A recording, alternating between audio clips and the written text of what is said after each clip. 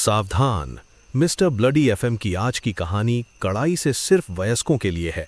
अगर आपका दिल कमजोर है तो अभी पीछे हट जाइए, क्योंकि अंधेरा बढ़ने वाला है। नमस्कार, मैं हूं आपका होस्ट मिस्टर ब्लडी और स्वागत है आपका डर के एक नए अध्याय में। आखिरकार कड़ाके की ठंड पड़ने लगी है और इस कमकपाती सर्दी में रजाई ओढ़कर गांव देहात की रोंगटे खड़े कर देने वाली कहानियां सुनने का मजा ही कुछ और है। इसीलिए आज मैं आपके लिए एक ऐसी खौफनाक दास्तान लेकर आया हूं जो आपकी रूह तक कपा देगी। आज आप सुनेंगे सुरजीत घोष की कलम से एक बेहद डरावनी कहानी, हवेली की खूनी दुल्हन। लेकिन कहानी की शुरुआत से पहले जो हमारे नियमित श्रोता हैं वे वीडियो को लाइक करके अपना प्यार और हाइप जरूर दें, और जो आज पहली बार इस चैनल की दहलीज पर कदम रख रहे हैं वे तुरंत सब्सक्राइब का बटन दबा दें ताकि कोई भी खौफनाक अपडेट आपसे छूट ना जाए। अब वक्त है हमारे शाउट आउट सेगमेंट का।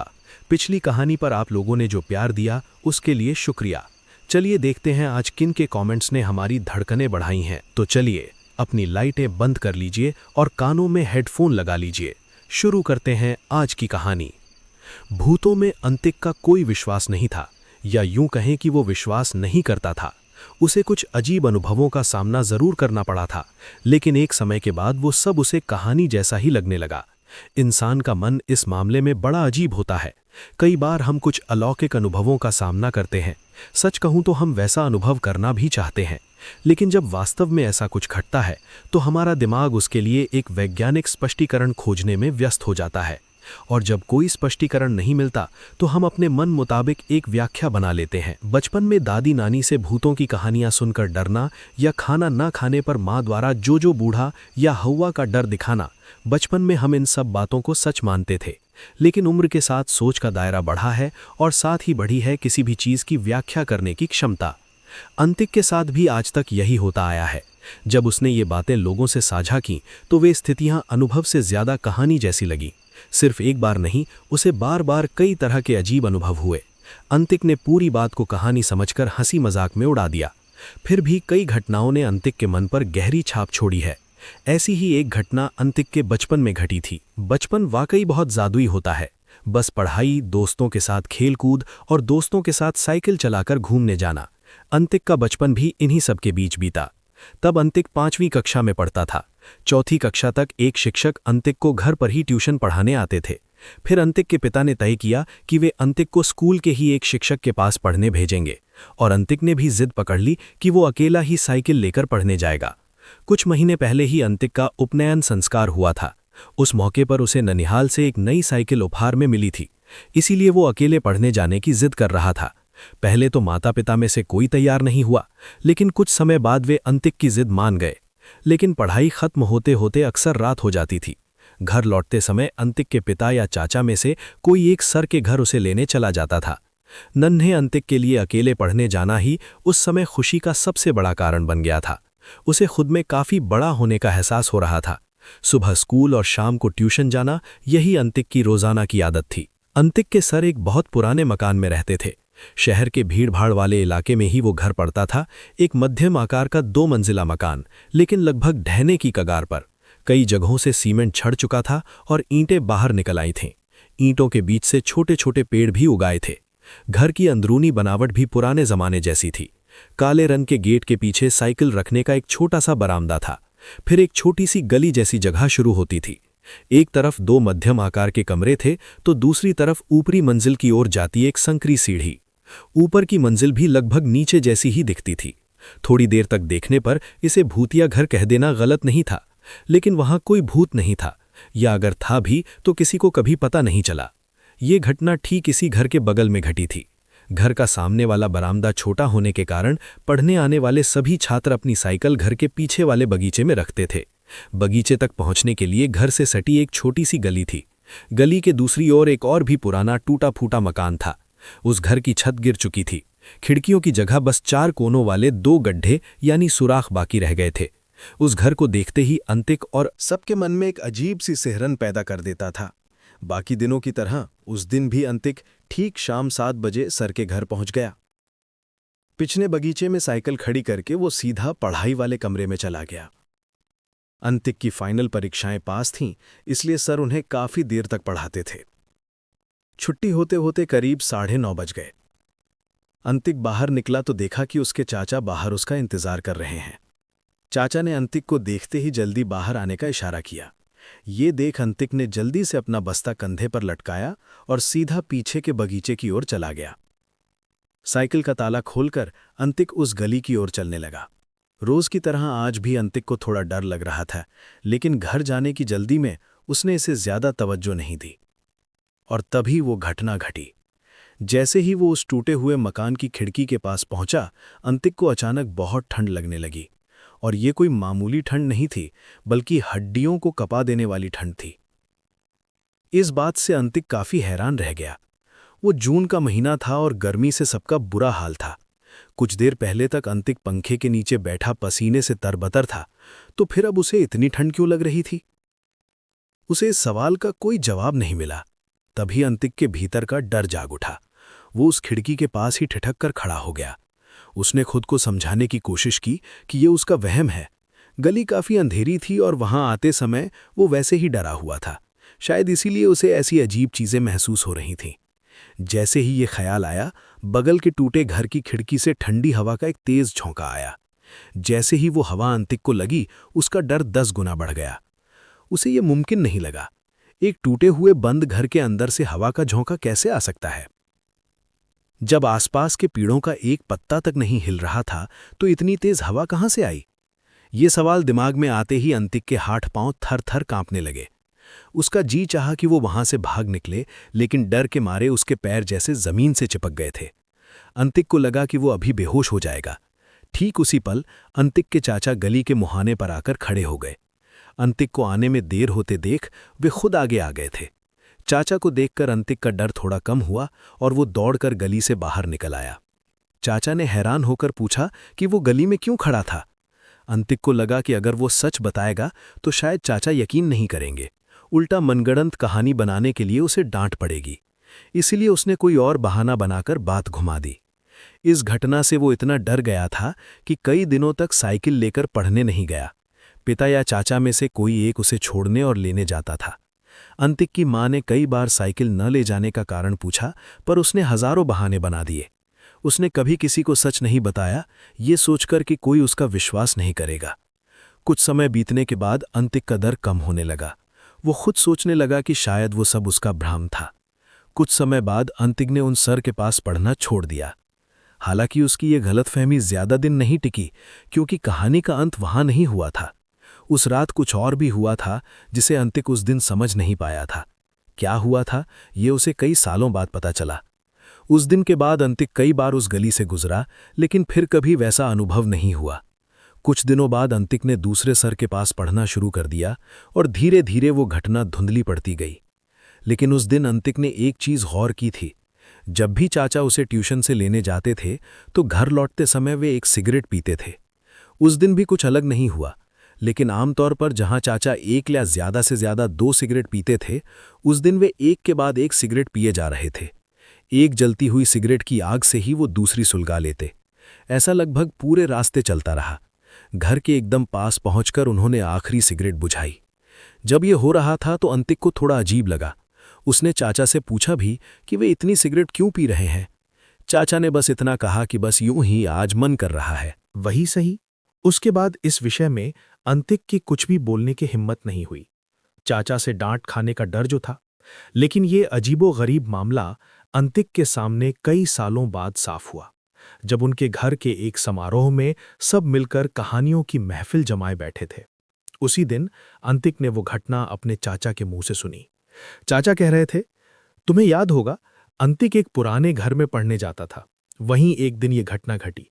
उस दिन बड़े भाई अंतिक के पिता को समय नहीं मिला, इसलिए मैं अंतिक को लेने गया था। सर की छुट्टी देते देते रात के 10:30 बज गए थे। फिर अंतिक को लेकर जैसे ही घर की ओर बढ़ना शुरू किया, अचानक लगा जैसे पीछे से किसी के कदमों की आवाज आ रही है। इतनी रात को सड़क वैसे ही सुनसान थी, ऊपर से उस रास्ते पर हम अकेले ही पैदल चल रहे थे। वहां इंसान तो क्या, एक कुत्ता तक नहीं था।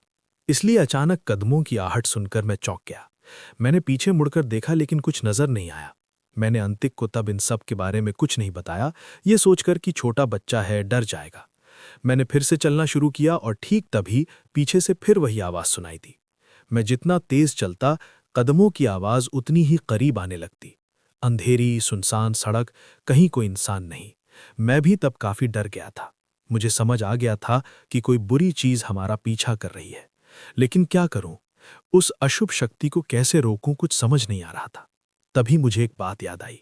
बचपन में बाबूजी और दादाजी से सुना था कि पास में आग हो तो कोई भी बुरी शक्ति किसी का नुकसान नहीं कर पाती। लेकिन इतनी रात को बीच सड़क पर आग कहाँ मिलेगी? तभी मेरे दिमाग में एक तरकीब आई। मेरी जेब में सिगरेट और माचिस थी। मैंने सिगरेट निकाली और माचिस की डिब्बी हाथ में ली। डिब्बी खोली तो देखा भीतर बस एक ही तीली बची थी। डर के मारे मेरे हाथ पांव कांपने लगे थे।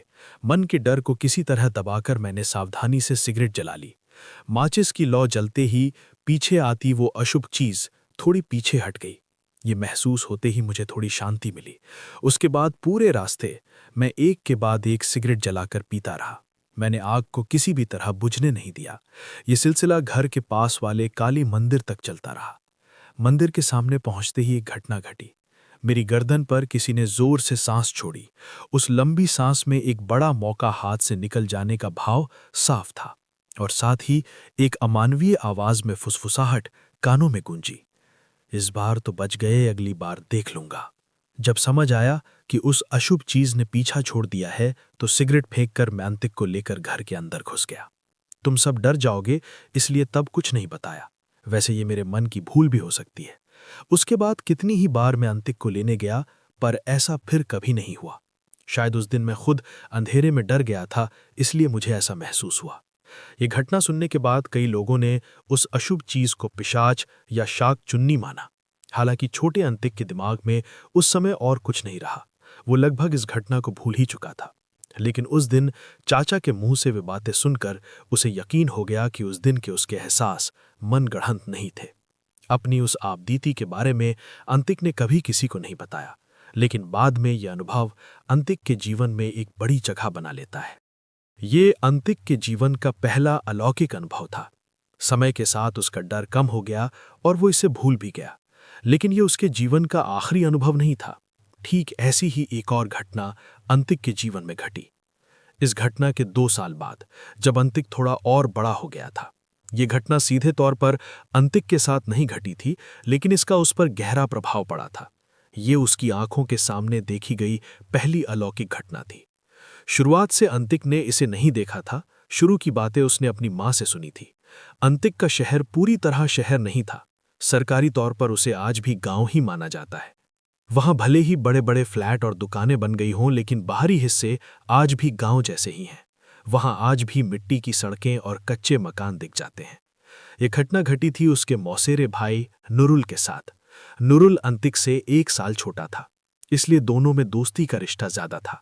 नुरुल तब कक्षा 5 में पहुंचा था और अंतिक की ही तरह उसे भी साइकिल से पढ़ने जाने की इजाजत मिली थी। नुरुल की पढ़ाई दोपहर के समय होती थी। शाम ढलने से पहले ही वो घर पहुंच जाता था, इसलिए वो अकेले ही आना जाना करता था। ठीक ऐसे ही एक दिन दोपहर को नुरुल पढ़ने जाता है। उसके घर के लोग भी अपने अपने कामों में व्यस्त थे। तभी अचानक नुरुल के घर उसके शिक्षक का फोन आता है। शिक्षक पूछते हैं कि आज नुरुल पढ़ने क्यों नहीं आया। ये सवाल सुनकर नुरुल के पिता हक्के बक्के रह गए। उन्होंने खुद नुरुल को बैग लेकर पढ़ने जाते देखा था। अगर नुरुल वहां नहीं है तो गया कहाँ? नुरुल पिछले कुछ दिनों से अकेला पढ़ने जा रहा था, लेकिन उसने पहले कभी ऐसा काम नहीं किया था। खबर मिलते ही नुरुल के पिता, अंतिक के पिता और चाचा सभी नुरुल की तलाश में निकल पड़े। उधर नुरुल के शिक्षक भी उसे खोजने निकले।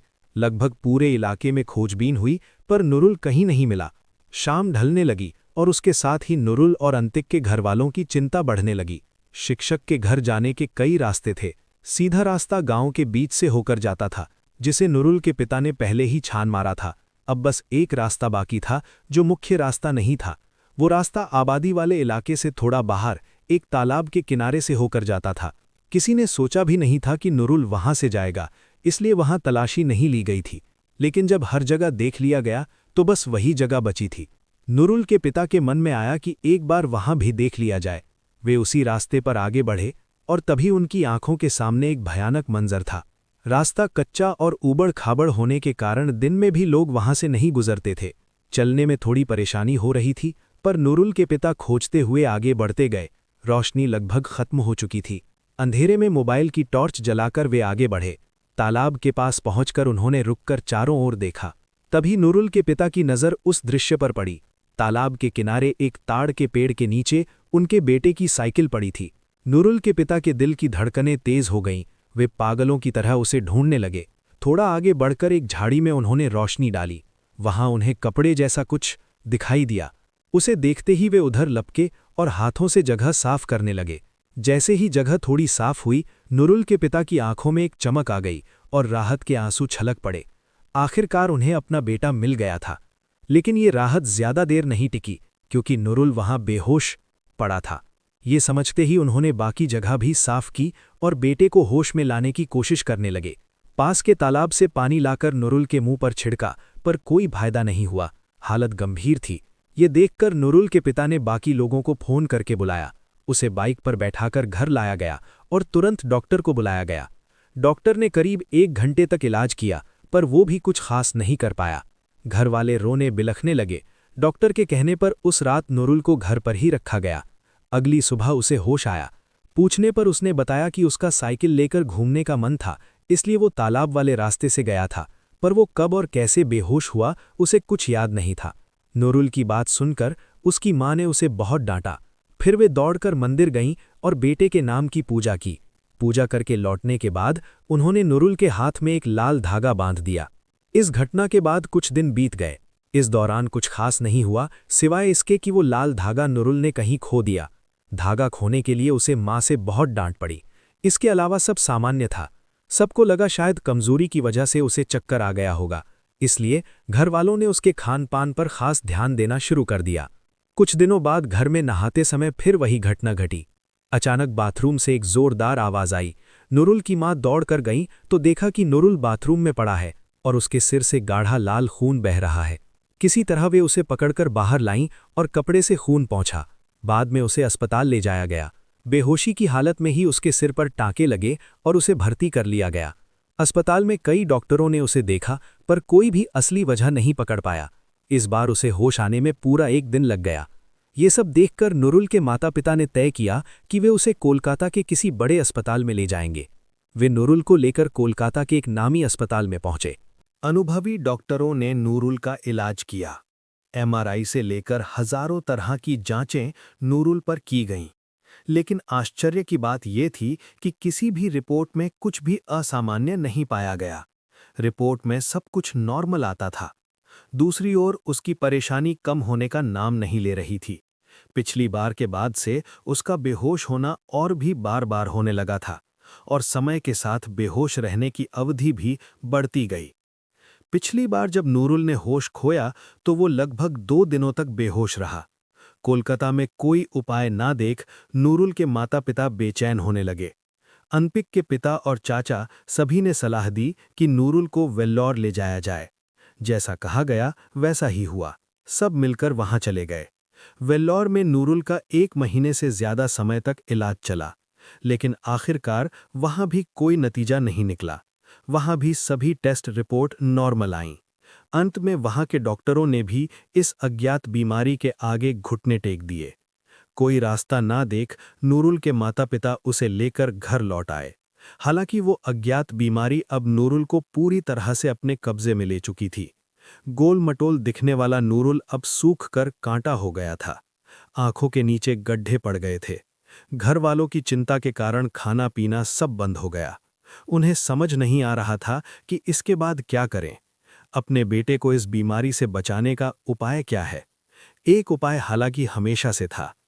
नूरुल के दादाजी के घर में एक काली मंदिर था। मंदिर के पुजारी खुद नूरुल के दादा थे। वे तंत्र विद्या में काफी माहिर थे। जब नूरुल पहली बार पेड़ के नीचे बेहोश हुआ था, तब दादा ने नूरुल की मां से कहा था कि वो उसे उनके पास ले आए। लेकिन नूरुल के पिता इन तंत्र मंत्र की बातों पर विश्वास नहीं करते थे, इसलिए नूरुल की मां ने उन्हें इस बारे में और कुछ नहीं बताया। वो आधुनिक विज्ञान पर भरोसा करके ही आगे बढ़ीं। लेकिन अब उनके पास कोई और विकल्प नहीं था। वो अपने बेटे को इस तरह खत्म होते नहीं देख सकती थीं। इसलिए नूरुल की मां ने तय किया कि भले ही उनके पति विरोध करें, वो नूरुल को लेकर जाएंगी। लेकिन लेकिन नूरुल के पिता ने बाधा नहीं डाली। अपने बेटे की खातिर उन्हें अपने विश्वासों को भूलना पड़ा। इसलिए सब ने मिलकर तय किया कि वे नूरुल को लेकर उसके दादा के घर जाएंगे। न केवल नूरुल के माता पिता बल्कि अंतिक के पिता, माँ, चाचा और अंतिक भी। सब ने मिलकर एक गाड़ी तय की और दादा के घर की ओर निकल पड़े। नूरुल के दादा के घर के सामने के बरामदे में ही काली मंदिर था। पूरे रास्ते में नूरुल को कोई परेशानी नहीं हुई। वो पूरे रास्ते सामान्य व्यवहार करता रहा। समस्या घर के सामने गाड़ी रुकने के बाद शुरू हुई। जैसे ही गाड़ी दादा के घर के पास पहुंची, नूरुल अजीब तरह से बेचैन हो उठा और जब तक गाड़ी घर के सामने रुकी, नूरुल को संभालना लगभग असंभव हो गया। पहले उसने गाड़ी से उतरकर भागने की कोशिश की। उसे पकड़ने के लिए नूरुल के माता-पिता और गांव के कुछ लोग दौड़े। यह सब देखकर अंतिक समेत बाकी सब काफी डर गए। नूरुल का हाव-भाव अब तक पूरी तरह बदल चुका था। 4 लोग मिलकर भी नूरुल को किसी तरह काबू में नहीं रख पा रहे थे। ऐसी अजीब घटना देखकर गांव वाले वहां जमा होने लगे। नूरुल को काबू ना होते देख वे भी मदद के लिए आगे आए। आखिरकार करीब 7-8 लोगों ने मिलकर नूरुल को किसी तरह पकड़कर मंदिर के सामने रखा। नूरुल के दादा भी इसी बीच मंदिर के सामने आ चुके थे। उन्होंने सबको इशारा किया कि वे नूरुल को किसी तरह मंदिर के सामने बैठाएं। लोगों ने दादा के आदेश का पालन करते हुए उसे वहां बैठाया और तभी वो भयानक कांड हुआ। एक बेंत हाथ में लिए दादा नूरुल की ओर बढ़े। सबको हैरान करते हुए उन्होंने नूरुल से पूछा, तेरा नाम क्या है? सवाल इतना अजीब था कि सबने एक बार दादा की ओर देखा, लेकिन उन्होंने किसी की ओर आंख उठाकर नहीं देखा। हिंसक चेहरा लिए उन्होंने नूरुल की ओर देखते हुए एक बार गर्जन किया। नूरुल ने विकृत चेहरा बनाकर उत्तर दिया, लेकिन उसकी आवाज उसकी अपनी नहीं थी।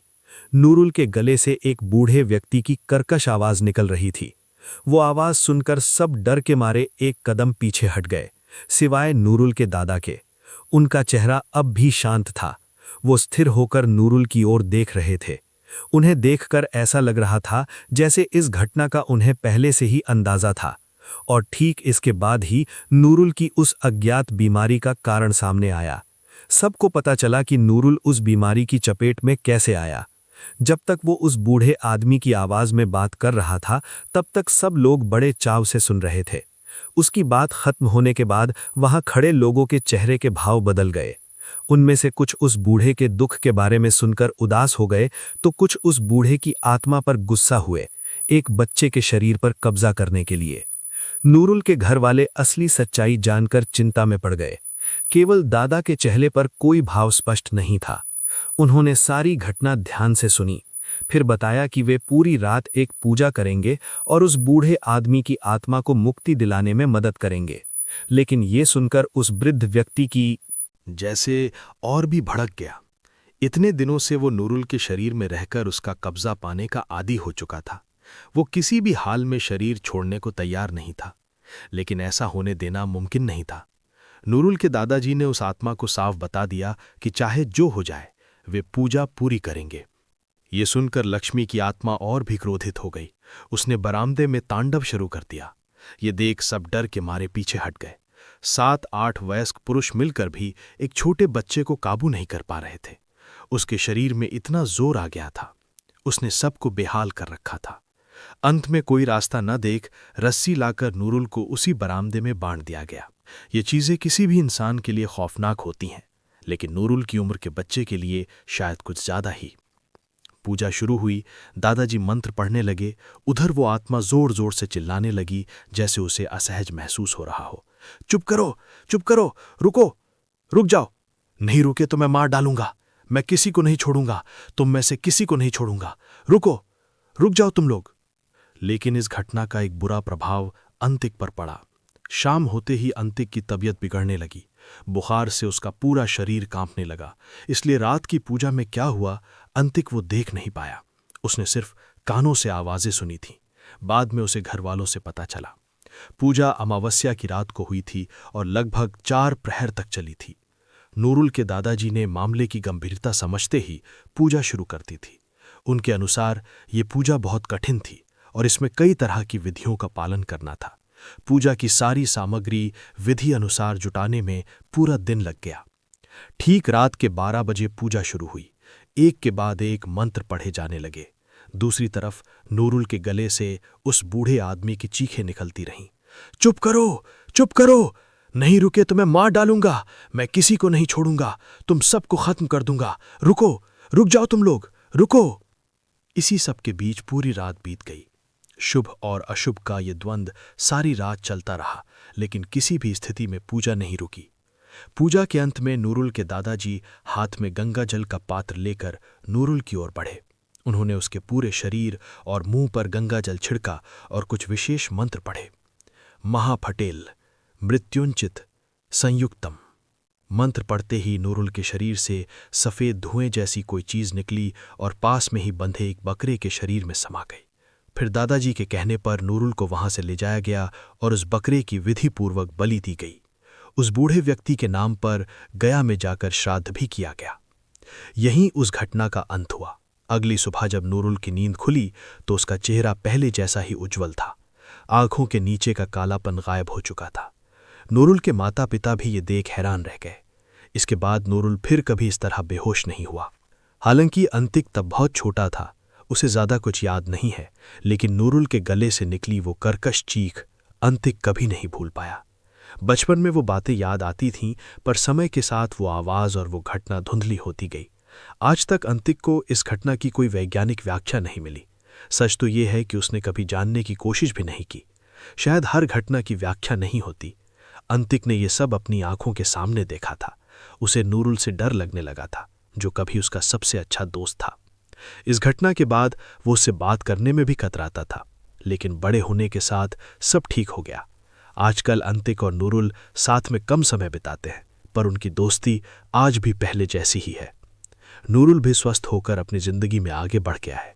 मजेदार बात यह है कि इन घटनाओं का ज्यादातर हिस्सा उसे खुद याद ही नहीं है। घर के लोग इन विषयों पर बात करना पसंद नहीं करते, लेकिन जब भी इस बारे में बात हुई, नूरुल हमेशा यही कहता है कि उसे बस गाड़ी से दादाजी के घर जाना और सुबह सोकर उठना याद है। बीच में क्या हुआ उसे कुछ भी याद नहीं। बाकी लोगों ने भी उसे कुछ याद दिलाने की कोशिश नहीं की, ताकि वो बिना किसी डर के जीवन में आगे बढ़ सके। अंतिक के जीवन में बचपन के उस अनुभव ने एक गहरा दाग छोड़ दिया था। भले ही वो ऊपर से स्वीकार ना करे, लेकिन मन ही मन वो इन तंत्र मंत्र की बातों पर विश्वास करने लगा था। हालांकि समय के साथ वो विश्वास धुंधला पड़ता गया।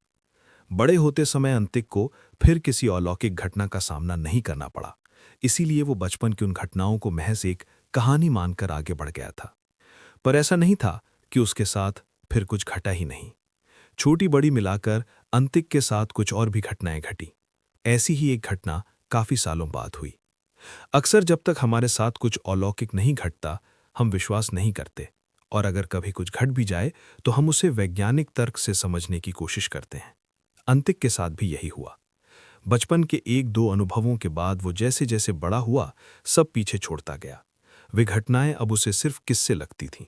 उम्र बढ़ने के साथ साथ चीजों को तर्क की कसौटी पर कसने की क्षमता बढ़ जाती है। अंतिक के साथ भी ठीक वही हुआ। वो हर घटना की व्याख्या विज्ञान के सहारे करने की कोशिश करता था, लेकिन वो हर बार सफल नहीं हो पाया। जिन बातों को वो समझ नहीं पाया, उनके बारे में उसने सोचना और बात करना बंद कर दिया। कई साल बीत जाने पर भी जब दोबारा किसी रहस्यमयी घटना का सामना नहीं हुआ, तो अंतिक ने इन सब चीजों को अंधविश्वास मानकर मन से निकाल दिया। लेकिन आखिरकार उसके साथ फिर से एक अलौकिक घटना घटी। पिछली घटनाओं की तुलना में ये छोटी थी। कई बार अंतिक ने खुद इसे हंसी में उड़ा दिया था, लेकिन अब सोचने पर लगता है कि उस घटना का अंतिक पर एक गहरा प्रभाव पड़ा था। उस समय अंतिक ने अभी अभी माध्यमिक यानी कि 10वीं की परीक्षा पास की थी और क्लास 11 यानी 11वीं में पहुंचा था। बाकी छात्रों की तरह उसके भी पंख निकल आए थे। साइकिल से ट्यूशन जाना तो पहला कदम था, अब वो स्कूटी से पढ़ने जाता था। शाम को खेल के मैदान में बैठकर दोस्तों के साथ गप्पे मारना और कई बार क्लास बंक करके सिनेमा देखने जाना भी शुरू हो गया था। माध्यमिक तक घरवाले अंतिक पर कड़ी नजर रखते थे, लेकिन 11 में उसे काफी छूट मिल गई। हालांकि उसने कभी इसका गलत फायदा नहीं उठाया, बस उतना ही किया जितना उसकी उम्र के बाकी लड़के करते थे। पर हाँ, कभी कभार वो कुछ ज्यादा ही कर बैठता था। जैसे एक बार एक दोस्त से शर्त लगाकर अंतिक शहर के पास स्थित एक बहुत पुराने राजबाड़ी यानी महल में चला गया था। उस महल की हालत बहुत जर्जर थी, दीवारें टूट रही थीं और चारों तरफ जंगली झाड़ियां उगाई थीं। लोग उसे भूतिया बंगला कहते थे। अपनी बहादुरी साबित करने के लिए अंतिक ने शर्त लगा ली कि वो रात के समय अकेला वहां घूमकर आ सकता है। माँ से ट्यूशन जाने का बहाना बनाकर वो राजबाड़ी के लिए निकल पड़ा और हाँ, अंतिक वो शर्त जीत भी गया था। हायर सेकेंडरी का पूरा समय ट्यूशन पढ़ने में ही बीतता था। माता पिता के लिए स्कूल से ज़्यादा ज़रूरी बच्चों का ट्यूशन जाना होता था। इसलिए 11 में आते ही अंतिक पर पढ़ाई का बोझ बढ़ गया। हर विषय के लिए एक अलग शिक्षक तय हो गया। हफ्ते के हर दिन कहीं न कहीं क्लास होती थी। अंतिक के ज़्यादातर ट्यूशन शाम को होते थे, लेकिन एक ट्यूशन रात 9 बजे शुरू होता था। घर वालों को थोड़ी आपत्ति थी, लेकिन शिक्षक बहुत अच्छे थे, इसलिए अंतिक के पिता मना नहीं कर पाए। अंतिक के लिए ये बड़े होने की आखिरी सीढ़ी थी। अब तक उसके घर लौटने का समय रात 9 बजे तक था और देरी होने पर डांट पड़ती थी, लेकिन अब वो रात के उस वक्त बैग टांग कर घर से निकलता था। अंतिक और उसके दोस्तों के लिए यह सबसे खुशी की बात थी और उन्होंने इसका फायदा उठाने में कोई कसर नहीं छोड़ी। उनकी क्लास रात 10:30 बजे खत्म होती थी, लेकिन कोई भी सीधे घर नहीं जाता था। सब सर के घर के पास वाली गली में खड़े होकर अड्डा जमाते थे। वो गपशप रात 11 या 11:30 तक चलती, फिर सब अपने घर लौटते। घर पर देरी का बहाना तैयार रहता, सर ने ही देर से छुट्टी दी है। ऐसे में घर वालों के पास बोलने की कोई जगह नहीं बचती थी। ऐसे ही एक दिन बातों बातों में सब समय भूल गए। जब अंतिक ने घड़ी देखी तो रात के 12 बज रहे थे। अंतिक समझ गया कि आज ज्यादा देर हो गई है। हालांकि ट्यूशन की जगह से उसका घर बहुत दूर नहीं था, फिर भी वो दोस्तों को विदा कर अपनी साइकिल लेकर तेजी से घर की ओर बढ़ा। देरी के डर से उसने मुख्य सड़क छोड़कर एक शॉर्टकट रास्ता चुना। ये रास्ता अस्पताल के पुराने टूटे हुए कमरों के पास से होकर जाता था, जहां रात के समय काफी गंदगी और कूड़ा पड़ा रहता था। आमतौर पर अंतिक उस रास्ते से बचता था, लेकिन आज डांट के डर से उसने वहीं से जाने का फैसला किया। मेन रोड पार कर जैसे ही वो अस्पताल वाली गली में घुसा, उसे एक अजीब सी घबराहट, सिहरन महसूस होने लगी। दूसरी तरफ का एक छोटा टूटा हुआ गेट पार करते ही वो उस सुनसान सड़क पर आ गया। सड़क के दोनों तरफ पुराने छोटे छोटे कमरे ढहे पड़े थे। आपकी कहानी का अंतिम भाग और भी रोमांचक है। अंतिक का अपनी बुद्धि और साहस से उस स्थिति का सामना करना वाकई काबिले तारीफ है। नीचे इस भाग का हिंदी अनुवाद दिया गया है, जो आपकी कहानी की लंबाई और प्रवाह को बनाए रखेगा। उन कमरों में बरसों से कोई इंसान नहीं रहा था। कचरे से भरे उन कमरों में अब जंगली घास और झाड़ियों का राज था। रास्ता छोटे छोटे कंकड़ पत्थरों से बना था और रोशनी के लिए वहां पुराने जमाने के लंबे पीले रंग के लाइट पोस्ट लगे थे। वहां का माहौल ऐसा था कि कदम रखते ही मन अजीब सी उदासी से भर जाता था। हालांकि अंतिक ने उन चीजों पर ज्यादा ध्यान नहीं दिया और तेजी से साइकिल चलाकर आगे बढ़ने लगा। रास्ता कुछ ही पार किया था कि सामने एक बहुत बड़ी इमारत दिखाई दी। कहा जाता है कि वही अस्पताल का मुर्दा घर था। उसे पार करते ही रास्ता थोड़ा चढ़ाई वाला हो जाता है। उस चढ़ाई को पार करते ही एक गेट आता है और उससे कुछ ही दूरी पर अंतिक का घर है। अपने घर को पास देख अंतिक को बहुत खुशी हुई, ये सोचकर कि वो अब सुरक्षित पहुंचने ही वाला है। उसने जल्दी से हाथ की घड़ी देखी। 12 बजने में 5 मिनट बाकी थे।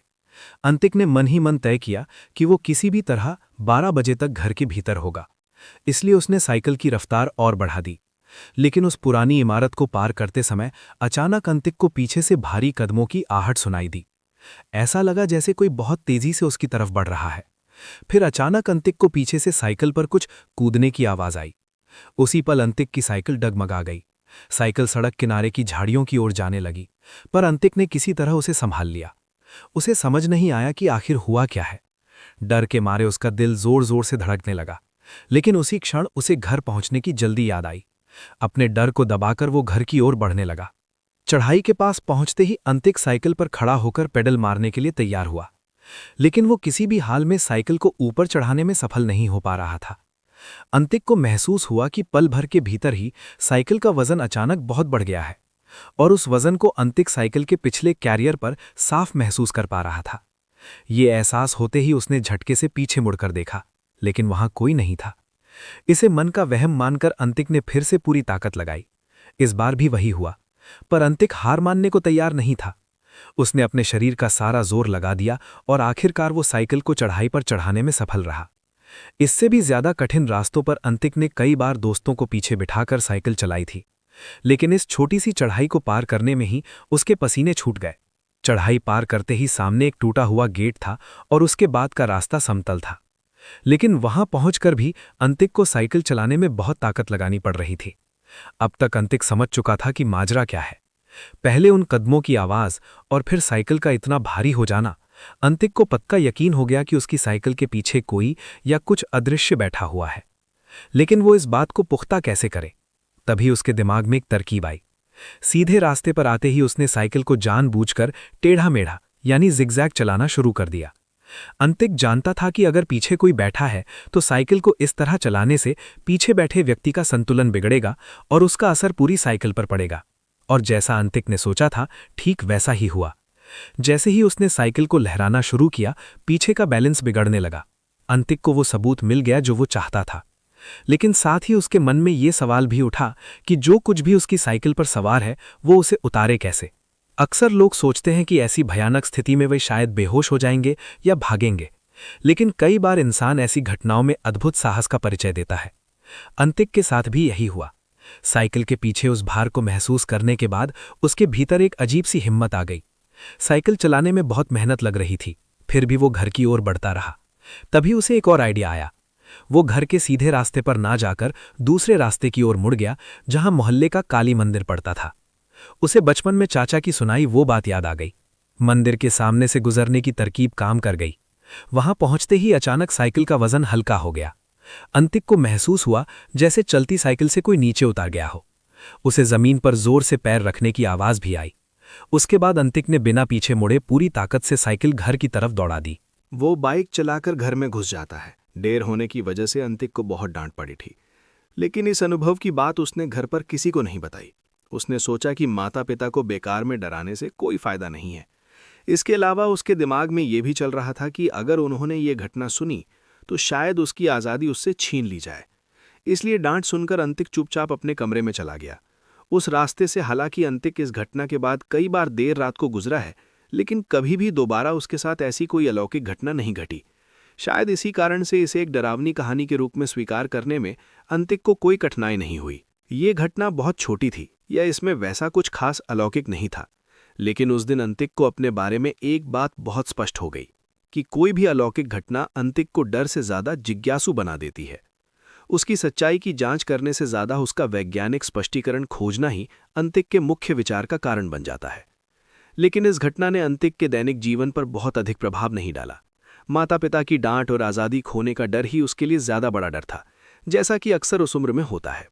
और ये बात अंतिक ने कभी किसी को नहीं बताई, क्योंकि ये इतनी मामूली थी कि लोग कहते कि शायद अंतिक ये सब बातें बना बना कर कह रहा है, या फिर रास्ते के आसपास की हालत देखकर वो इतना डर गया था कि बाकी चीजें उसके दिमाग ने खुद ही कल्पना कर ली थी। असल में लोगों से ज्यादा ये खुद अंतिक को भी यही लगा था, क्योंकि उस घटना के पीछे इससे बेहतर और कोई तर्क नहीं था। हालांकि आज अंतिक के पास कोई तर्क नहीं है। आज वो इस घटना की व्याख्या तर्क से करना भी नहीं चाहता। आज अंतिक का विश्वास है कि वो घटना एक अलौकिक प्रकृति की थी, क्योंकि इसके बाद अंतिक के साथ कुछ और भी अलौकिक घटनाएं घटी थी, और वहीं से अंतिक के अगले अनुभव की शुरुआत होती है। जैसा कि मैंने अभी कहा, जब कोई इंसान किसी बुरी स्थिति का सामना करता है तो उसके भीतर एक अजीब सा साहस जन्म लेता है, और वही साहस उसे उस बुरी स्थिति से बाहर निकलने में मदद करता है। अंतिक का मानना था कि उसके पास वो साहस भरपूर मात्रा में है, लेकिन वो साहस भी एक समय पर खत्म हो जाता है। ये बात अंतिक को इस घटना के बाद समझ आई। अंतिक के जीवन में बचपन से हुई सभी अलौकिक घटनाओं की बात करें तो ये पूरी तरह से अलग थी। ये अंतिक के जीवन की दूसरी सबसे भयानक घटना थी, और अब वही बताने की बारी है। ये घटना अंतिक के लिए किसी कहानी की तरह नहीं है। उसने कई बार इसे कहानी की तरह सुनाने की कोशिश की है, लेकिन कभी भी पूरी बात कहने की हिम्मत नहीं जुटा पाया। तब अंतिक की उच्च माध्यमिक परीक्षा यानी 12th अभी खत्म हुई थी। परीक्षा के वो कुछ दिन अंतिक के बहुत डर के बीते थे। वो पढ़ाई में कभी लापरवाही नहीं करता था। वो हर दिन नियम से पढ़ने बैठता था। पढ़ाई अपनी जगह चल रही थी, लेकिन उसके साथ वो जीवन का आनंद लेना भी नहीं भूलता था। हालांकि टेस्ट परीक्षा में अच्छे नंबर ना आने के कारण माता पिता की डांट के अलावा उसे खुद भी काफी डर लग रहा था। बस फिर क्या था, उसने कमर कस ली और जी जान से पढ़ाई शुरू कर दी। उन 2 महीनों में अंतिक ने सच में पढ़ाई में मन लगाया था, और इसका नतीजा ये हुआ कि ट्यूशन के मॉक टेस्ट में उसके अच्छे नंबर आने लगे। और आखिरकार जब असली परीक्षा देनी पड़ी तब भी अंतिक को ज़्यादा मशक्कत नहीं करनी पड़ी। परीक्षा देकर आने के बाद अंतिक का भाव ऐसा था मानो वो कोई युद्ध जीत कर आया हो। बस फिर क्या था, सारा दिन कंप्यूटर पर बैठकर गेम खेलना, नहीं तो बाहर दोस्तों के साथ खेलने जाना या गप्पे मारना। घर पर अंतिक लगभग दिखता ही नहीं था। घर वालों ने भी देखा था कि अंत में उनके बेटे ने कितनी मेहनत की है, इसलिए उन्होंने भी उसे टोका नहीं। अंतिक के जीवन में भी उस समय जैसे एक बंजारे जैसा नियम बन गया था। सुबह या कहना चाहिए दोपहर को सोकर उठना, फिर किसी कहानी की किताब में मन लगाना और शाम को क्रिकेट खेलने जाना। क्रिकेट खत्म होने के बाद एक दोस्त के घर जाकर कंप्यूटर पर गेम खेलना और अंत में करीब रात के 9:30 बजे घर लौटना। सुनने में ये बहुत बेहिसाब लग सकता है, लेकिन यही अंतिक का पसंदीदा रूटीन था। और जब ये सब बहुत उबाऊ हो जाता तब वो बाइक लेकर घूमने निकल जाता। बाइक का शौक अंतिक को शुरू से ही था। बचपन में एक बार घर के आंगन में बाइक चलाते समय उसने दीवार में टक्कर मार दी थी। कोई और पिता होते तो शायद उसे बहुत मार पड़ती, लेकिन अंतिक के पिता हमेशा से ही थोड़े अलग स्वभाव के थे। बेटे की ये हरकत देखकर उन्होंने तय किया कि डांटने से बेहतर है कि बेटे को गाड़ी चलाना सिखा दिया जाए। इससे बेटे का गाड़ी सीखने का शौक भी पूरा हो जाएगा और बाइक चलानी आने पर ऐसी दुर्घटना की संभावना भी कम होगी। इसलिए जब अंतिक 10वीं कक्षा में पढ़ता था तभी उसके पिता ने उसे गाड़ी चलाना सिखा दिया। अंतिक का बाइक चलाने का ये शौक उसे अपने पिता से ही मिला था। इस बात के लिए उसके पिता को अंतिक की मां से बहुत डांट खानी पड़ी थी। उसकी मां इतने छोटे लड़के को बाइक चलाने देने के लिए बहुत नाराज हुई थी, लेकिन अंतिक या उसके पिता ने इन बातों पर कोई ध्यान नहीं दिया। हालांकि अंतिक को हमेशा बाइक चलाने की अनुमति नहीं थी। उच्च माध्यमिक यानी 12वीं परीक्षा देने के कुछ समय बाद ही अंतिक 18 वर्ष का हो गया और इसके साथ ही अंतिक ने ड्राइविंग टेस्ट दिया और उसके हाथ में ड्राइविंग लाइसेंस आ गया। उसके बाद से जब भी अंतिक ऊब जाता वो बाइक लेकर निकल पड़ता। जहां मन करता वो घुमाता। ज्यादातर समय ये दिन में ही होता था, लेकिन अंतिक को शाम या रात के समय बाइक लेकर निकलना बहुत अच्छा लगता था, जब सड़कें लगभग खाली हो जाती थीं। सड़क के किनारे टिमटिमाती स्ट्रीट लाइट की रोशनी और उसमें घुली हुई चांदनी धीरे धीरे बिना किसी दिशा के चलते रहना उसे एक अजीब सी शांति का एहसास देता था। और ऐसी ही एक रात को अंतिक के साथ वो सबसे भयानक घटना घटी। जिस चीज को अंतिक सबसे ज्यादा पसंद करता था, एक दिन उसी के कारण उसे ऐसे खतरे का सामना करना पड़ेगा ये उसने सपने में भी नहीं सोचा था।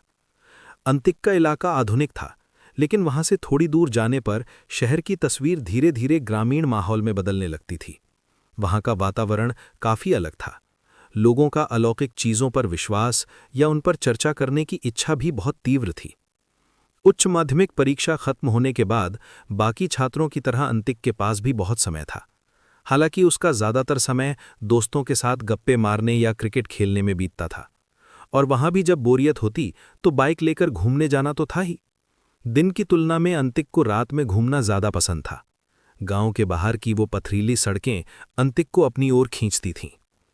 ऐसे ही एक दिन परेशान होकर अंतिक बाइक लेकर निकल पड़ा। शहर के भीतर इधर उधर घूमकर उसने कुछ समय बिताया। फिर अंतिक को लगा कि कहीं और घूम कर आना चाहिए। कहाँ जाए ये सोचते सोचते उसके दिमाग में शहर के बाहर ग्रामीण माहौल में जाने की बात आई। लैंप पोस्ट की रोशनी, चारों ओर फैले सूने मैदान और मैदान के कोने में टिमटिमाते ग्रामीण घरों के दिए सब मिलकर वहां एक अद्भुत माहौल बना देते थे। और वही माहौल जैसे अंतिक को पुकार रहा था। जगह का ख्याल आते ही अंतिक ने बाइक का रुख उधर मोड़ दिया। एक बार उसने हाथ की घड़ी देखी, तब रात के करीब 10 बज रहे थे।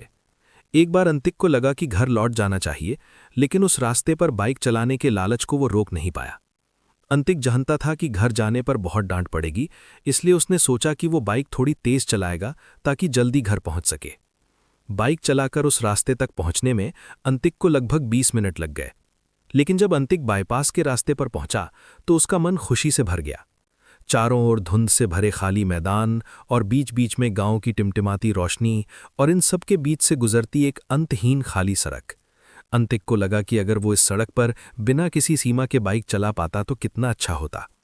लेकिन ये सोचते ही उसे याद आया कि कितनी देर हो रही है। अगर इससे ज्यादा देर हुई तो शायद उसे घर से निकाल दिया जाएगा और तब उसे इसी सड़क पर शरण लेनी पड़ेगी। ये सोचते ही अंतिक ने अपने सारे काव्यात्मक विचार किनारे कर दिए और तय किया कि थोड़ा आगे जाकर वो बाइक घर की ओर मोड़ लेगा। ज्यादा से ज्यादा 11 या 11:30 बजे तक वो घर पहुंच जाएगा। और अगर घर पर किसी ने कुछ पूछा तो वो कह देगा कि बाइक स्टार्ट नहीं हो रही थी। ये कहने पर भी थोड़ी डांट तो पड़ेगी, लेकिन घूमने के कारण देर हुई है ये सुनने पर जो डांट पड़ती उससे काफ़ी कम होगी। ये सोचकर अंतिक आगे बढ़ गया। उसने सोचा था कि थोड़ी दूर जाकर लौट आएगा, लेकिन उस रास्ते के मुंह में वो थोड़ी दूरी काफ़ी लंबी दूरी में बदल गई। जैसे ही अंतिक को इसका एहसास हुआ, उसने तुरंत बाइक घुमाई और घर की ओर चल पड़ा। उसने बाइक की रफ्तार भी थोड़ी बढ़ा दी, लेकिन कुछ दूर जाते ही बाइक जैसे अपने आप बंद हो गई। अंतिक का दिल पहले तो ये सोचकर धड़क गया कि शायद पेट्रोल खत्म हो गया है। उसने जल्दी से बाइक के मीटर की ओर देखा, लेकिन वहां पेट्रोल पर्याप्त था। मीटर पर भरोसा न करते हुए अंतिक ने टंकी खोलकर भी देखा और हाँ, पेट्रोल भरा हुआ था। ये देखकर अंतिक ने फिर से बाइक स्टार्ट करने की कोशिश की, लेकिन कई बार सेल्फ और किक मारने के बाद भी जब बाइक स्टार्ट नहीं हुई तो अंतिक का मन भीतर से कांप उठा।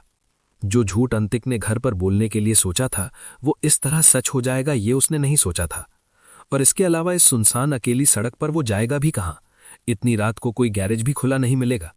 घर पर डांट खाना एक बात है, लेकिन इतनी दूर तक बाइक धक्का मारकर कैसे ले जाएगा? ये सोचकर वो फिर से घबरा गया। कुछ तो करना ही होगा।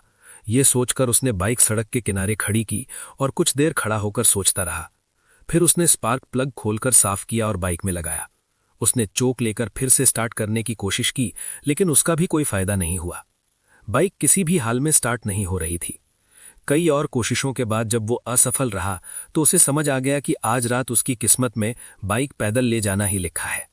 ये सोचकर अंतिक बाइक लेकर पैदल चलने लगा। काफी दूर चलने के बाद उसे एहसास हुआ कि पूरी सड़क पर बाइक ढोकर ले जाना असंभव है।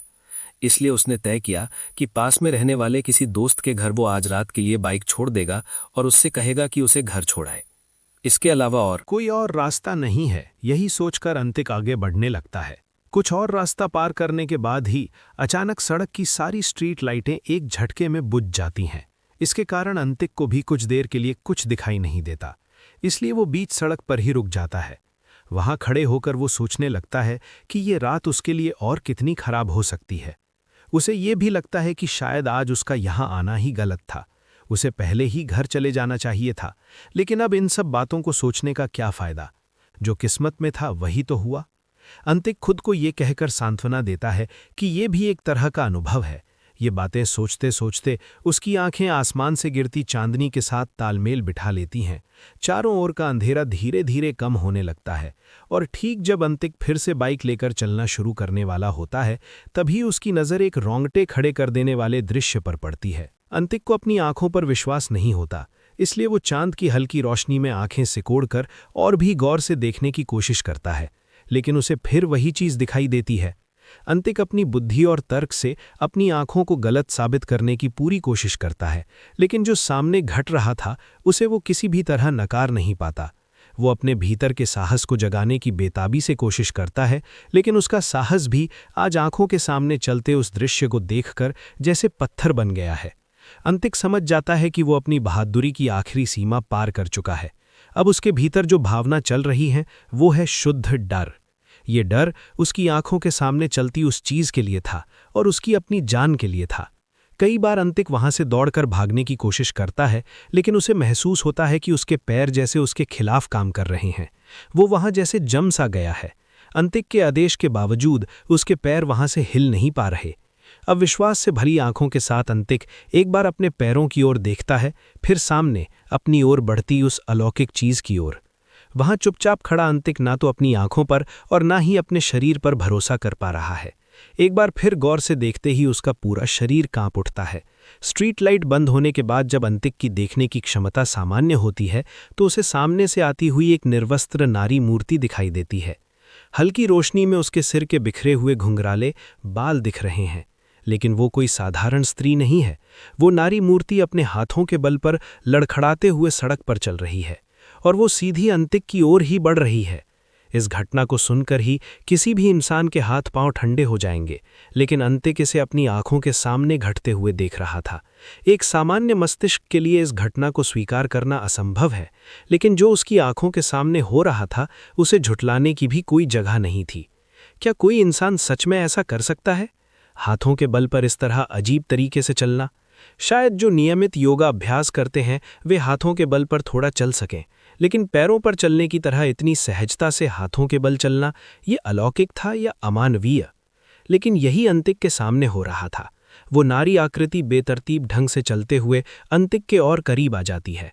उस वक्त उसके सीने से दिल बाहर आने को था, लेकिन जब जान का खतरा हो तो किसी भी भयानक स्थिति में इंसान का दिमाग बहुत तेज काम करता है। हताश होकर अंतिक आखिरी बार चारों ओर देखता है, लेकिन उसे उम्मीद से ज्यादा निराशा ही हाथ लगती है। इंसान तो दूर, वहां एक कुत्ता तक नहीं था।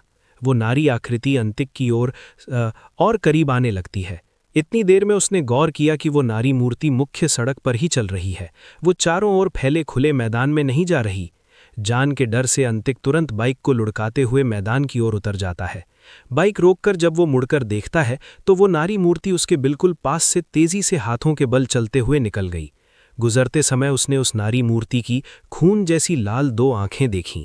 उन लाल आंखों को देखने के बाद अंतिक ने और कुछ भी गौर नहीं किया। जिस तरह वो अज्ञात जगह से आई थी, उसी तरह वो अज्ञात में विलीन हो गई। अंतिक कितनी देर वहां जड़ होकर खड़ा रहा, उसे याद नहीं। एक समय मोबाइल फोन की घंटी बजने पर उसे होश आया। घबराकर उसने पहले चारों तरफ अंतिक बार बार चारों ओर देखता रहा। उसने देखा कि वहां दूर दूर तक फैले मैदान के अलावा और कुछ नहीं है। अपनी आंखों से देखी हुई उस चीज पर अंतिक को खुद विश्वास नहीं हो रहा था। वो बार बार मुड़कर देख रहा था। तभी फोन दोबारा बज उठा। उसका ध्यान फोन की ओर गया। जेब से फोन निकालते ही उसने देखा कि उसकी मां का फोन आ रहा है। शायद मां का फोन था, इसीलिए अंतिक को थोड़ी हिम्मत मिली। उसने फोन उठाया और मां से बात की। उसने उस खौफनाक घटना को छोड़कर बाकी सब बताया, कैसे वो बाइक लेकर घूमने आया था और कैसे वो खराब हो गई, जिस कारण उसे अब पैदल घर लौटना पड़ रहा है। बाकी बातें वो चाहकर भी नहीं बता सका। उस खुले मैदान में उसी जगह खड़े होकर फिर से उस दृश्य को याद करने के ख्याल से ही उसकी रूह कांप रही थी। मां से उसे थोड़ी डांट पड़ी। फिर मां ने बताया कि उसके चाचा उसे लेने आ रहे हैं, वो तब तक अपने दोस्त के घर की ओर बढ़ता रहे। फोन पर बात करने के बाद अंतिक में खुद को थोड़ा हल्का महसूस किया। फिर फोन जेब में रखकर उसने बाइक को मैदान से सड़क की ओर उठाना शुरू किया और उसी के साथ अचानक सड़क की लाइटें जल उठीं। न जाने क्या सोचकर अंतिक ने बाइक के सेल्फ स्टार्ट का बटन दबाया। बटन दबाते ही बाइक बड़ी आसानी से स्टार्ट हो गई, जैसे कि अब तक कोई खराबी थी ही नहीं। वो मजे से चल सकती थी। स्ट्रीट लाइट का बुझना और बाइक का बंद होना, इनके बीच कोई अलौकिक संबंध है, ये समझने में उसे अब कोई शक नहीं था। बाइक स्टार्ट होते ही अंतिक तुरंत उस पर सवार हुआ और जितनी जल्दी हो सके घर की ओर निकल पड़ा। अंतिक उस दिन इतना डरा हुआ था कि उसने घर फोन करके चाचा को आने से मना करने की हिम्मत भी नहीं जुटाई। कुछ दूर जाने पर उसे रास्ते में चाचा मिल गए और फिर वो उनके साथ साथ घर पहुंचा। अगले कुछ दिन अंतिक के बहुत दहशत में बीते। उसे हर पल ऐसा लगता था जैसे कोई उस पर नजर रख रहा है। बहुत दिनों तक उसने ये बात किसी को नहीं बताई, लेकिन समय के साथ वो अपने डर पर काबू पाने में सफल रहा और सामान्य जीवन जीने लगा। इस घटना के बारे में अंतिक ने बाद में कई लोगों को बताया। सुनकर सबके चेहरे पर एक जैसा डर छा जाता था। कई लोगों को तो इस पर विश्वास ही नहीं हुआ, तो कई लोगों ने खुद को उस जगह रखकर कल्पना की। लेकिन वो अनुभव पूरी तरह से अलग था, जिसकी तुलना किसी और चीज से नहीं की जा सकती। अंतिक ने सबको अपने हिसाब से सोचने दिया और उसे इसमें थोड़ा मजा भी आता था। ये घटना यहीं समाप्त होती है। ऐसी अनोखी और अलौकिक घटना अंतिक के जीवन में फिर कभी नहीं हुई। वो उम्मीद करता था कि ये आखिरी हो, लेकिन ऐसा हुआ नहीं। इससे भी ज्यादा अजीब एक घटना अंतिक का इंतजार कर रही थी। लेकिन वो घटना अंतिक ने अपनी आंखों के सामने होते देखी थी और उसका कारण उसे कई सालों बाद पता चला। तब तक अंतिक कॉलेज में दाखिला ले चुका था। उस समय कॉलेज के कुछ सीनियर भैया लोगों के साथ उसकी अच्छी दोस्ती हो गई थी। एक दिन अचानक उसे अपना ये पुराना अनुभव याद आया और उसने सबको वो बात बताई। अब तक अंतिक पूरी घटना को एक कहानी की तरह सजा चुका था, इसलिए उसने उसी अंदाज में सबको विस्तार से बताया। सबने शुरू से अंत तक बड़े ध्यान से उसकी बात सुनी। कहानी खत्म होने पर सब जैसे सुन्न हो गए। अंतिक जानता था कि अब सब खुद को उस जगह रखकर अपनी अपनी व्याख्या देंगे और वो इसी मजे का इंतजार कर रहा था। हुआ भी वही। थोड़ी देर चुप रहने के बाद सब अपनी प्रतिक्रिया देने लगे, लेकिन उन सब के बीच एक भैया ने बड़े सहज भाव से कहा, ये तो बहुत सामान्य है, सिर्फ यहां नहीं, ऐसी चीजें कई जगहों पर देखी जाती हैं। ये सुनकर अंतिक दंग रह गया। अब तक उसे लगता था कि उसका ये अनुभव अनोखा है और शायद ही कहीं ऐसा कुछ हुआ हो। पहले तो उसे विश्वास ही नहीं हुआ, लेकिन जब उन भैया ने इसकी व्याख्या की तब अंतिक को समझ आया कि ये घटना इतनी सामान्य क्यों थी। हालांकि कारण समझ आने के बावजूद उस रात की दहशत कम नहीं हुई। जिस भैया ने कारण बताया था, उनका घर पुरुलिया जिले के एक सुदूर गांव में था। वहां आज भी इस तरह की रस्में बहुत प्रचलित है। उन भैया से सबने पहले भी कई अजीब और अलौकिक कहानियां सुनी थी, इसलिए उन्हें अविश्वास करने का कोई कारण नहीं था। सब बड़े उत्सुक होकर उस घटना की व्याख्या सुनने लगे। भैया ने बताया कि पुरुलिया के ग्रामीण इलाकों में आज भी जादू टोना या टोटका बहुत आम बात है। हर गांव में कुछ लोग ऐसे होते हैं जो आज भी इन विद्याओं का अभ्यास करते हैं। हमारे लिए ये अंधविश्वास हो सकता है, लेकिन उनके लिए ये जीवन का एक हिस्सा है और उन जादू टोटकों का एक विशेष प्रकार है। अपने शरीर में किसी देवता या अपदेवता को बुलाना, जिसे हम एक शब्द में भर करा यानी सवारी आना कहते हैं। भैया ने बताया कि अंतिक ने उस रात जो अनुभव किया था वो बिल्कुल यही था। ये अनुष्ठान कैसे होता है, उसका भी एक विवरण उस भैया ने अंतिक और उसके दोस्तों को दिया। उन्होंने सबसे पहले बताया कि ये अनुष्ठान किसी उच्च वर्ण के व्यक्ति द्वारा किया जाना संभव नहीं है। समाज में हम जिन्हें निम्न वर्ग का मानते हैं, उनके अलावा ये और कोई नहीं कर सकता। और ये देवता या अपदेवता केवल किसी महिला के शरीर में ही प्रवेश कर सकते हैं। पुरुषों के शरीर में ये अनुष्ठान करना संभव नहीं है। इसलिए सबसे पहले जिस महिला को माध्यम बनाया जाएगा उसे चुना जाता है। फिर चाक से एक घेरा खींचकर उसे उसके भीतर बिठा दिया जाता है और उसके ठीक सामने चाक से एक और सितारे की आकृति बनाई जाती है, जिसके भीतर कुछ पत्थर विशेष स्थानों पर रख दिए जाते हैं। इस अनुष्ठान या पूजा में किसी भी तरह की आग का उपयोग वर्जित है। पूरी पूजा अंधेरे में होती है। एक बार घेरा बन जाने और उस महिला के बैठ जाने के बाद मंत्रों का जाप शुरू होता है। एक और बात यह है कि ये मंत्र कोई पुजारी नहीं पढ़ता, बल्कि गांव के जो बुजुर्ग हैं वे पढ़ते हैं। यहाँ तक कि इसमें स्त्री पुरुष का भेदभाव नहीं होता। गांव के बुजुर्ग पुरुष हो या महिलाएं, वे एक साथ मंत्रोच्चारण में भाग ले सकते हैं। एक दूसरे के बगल में बैठकर एक ही सुर में मंत्र पाठ चलता रहता है। मंत्र पढ़ने का कोई निश्चित समय नहीं है। जब तक उस महिला के भीतर कोई प्रभाव नहीं दिखता, तब तक मंत्रोच्चारण चलता रहता है। कुछ समय बाद पत्थर की मूर्ति की तरह बैठी उस महिला के शरीर में हलचल दिखाई देती है और उसी के साथ मंत्रों का जाप रुक जाता है। वो महिला धीरे धीरे अपने आसन से उठती है और पल भर में चारों ओर फैले अंधेरे में ओझल हो जाती है। उस महिला का पीछा करना अशुभ माना जाता है, इसलिए उसके जाने के तरीके से ही सब अपने अपने घर चले जाते हैं। उस महिला के शरीर पर धीरे धीरे उस अपदेवता का साया गहराने लगता है। एक समय आता है जब वो शरीर के सारे कपड़े उतारकर फेंक देती है। उसकी आंखें सफ़ेद से बदलकर खून की तरह लाल हो जाती हैं और उसी के साथ वो अपने हाथों के बल पर पूरे गांव और आसपास घूमने लगती है। ये घटना पूरी रात चलती है। सुबह की रोशनी फूटने से कुछ देर पहले वो नारी आकृति हाथों के बल चलते हुए किसी जलाशय की तलाश में निकलती है। पानी मिलते ही वो खुद को पूरी तरह उसमें डुबो देती है और कुछ देर बाद उस पानी से एक साधारण और सहज महिला बाहर आती है। जल से निकलने के बाद उसे पिछली रात की किसी भी घटना की याद नहीं रहती। उसे बस घेरे में जाकर बैठने तक का ही याद रहता है। इसलिए गांव के लोग भी सुबह होते ही नए कपड़े और गमछा लेकर उस महिला की तलाश में निकल पड़ते हैं और मिलते ही गांव के सब लोग उसे प्रणाम करते हैं। उसकी ओर गमछा और पहनने के कपड़े बढ़ा दिए जाते हैं। ये वहां हर साल एक परंपरा के रूप में मनाया जाता है। बंगाल के कई गांवों में ये घटना बहुत प्रचलित है। साल में कई बार, एक से अधिक बार भी ऐसा होते देखा जाता है। अंतिक की कहानी के अंत की तरह ही ये सब सुनने के बाद वे सब काफी देर तक चुप रहे। अंतिक और उसके दोस्तों के दिमाग में सवालों की झड़ी लगी थी, लेकिन सबसे पहले सबके मन में जो बात घूम रही थी वो ये थी कि अब तक हमने दुनिया भर की कितनी घटनाओं के बारे में ज्ञान प्राप्त किया है, कितनी पढ़ाई और कितने तर्क वितर्क किए हैं। अलौकिक का मतलब सिर्फ भूत ही नहीं, चाहे वो यूएफओ हो या बिगफुट या येती या फिर डरावनी कहानियों में एनाबेल के अलावा और कितनी अजीब घटनाएं। लेकिन जो हमारे इतने करीब था, उन अलौकिक रहस्यों को हम जान ही नहीं पाए। शायद वे इतने सुदूर इलाकों में होते हैं कि उन्हें जानना कठिन है पर असंभव नहीं। और शायद थोड़ी कोशिश करने पर ऐसी और भी कई घटनाओं के बारे में पता चल सकता है। हालांकि इसके अलावा एक और सवाल उन सबके मन में घर कर गया था और उसका उत्तर मिले बिना किसी को शांति नहीं मिल रही थी। इसलिए आंतिक के पूछने से पहले ही पास बैठे एक दूसरे भैया ने वही सवाल उस पुरुलिया वाले भैया से पूछ लिया।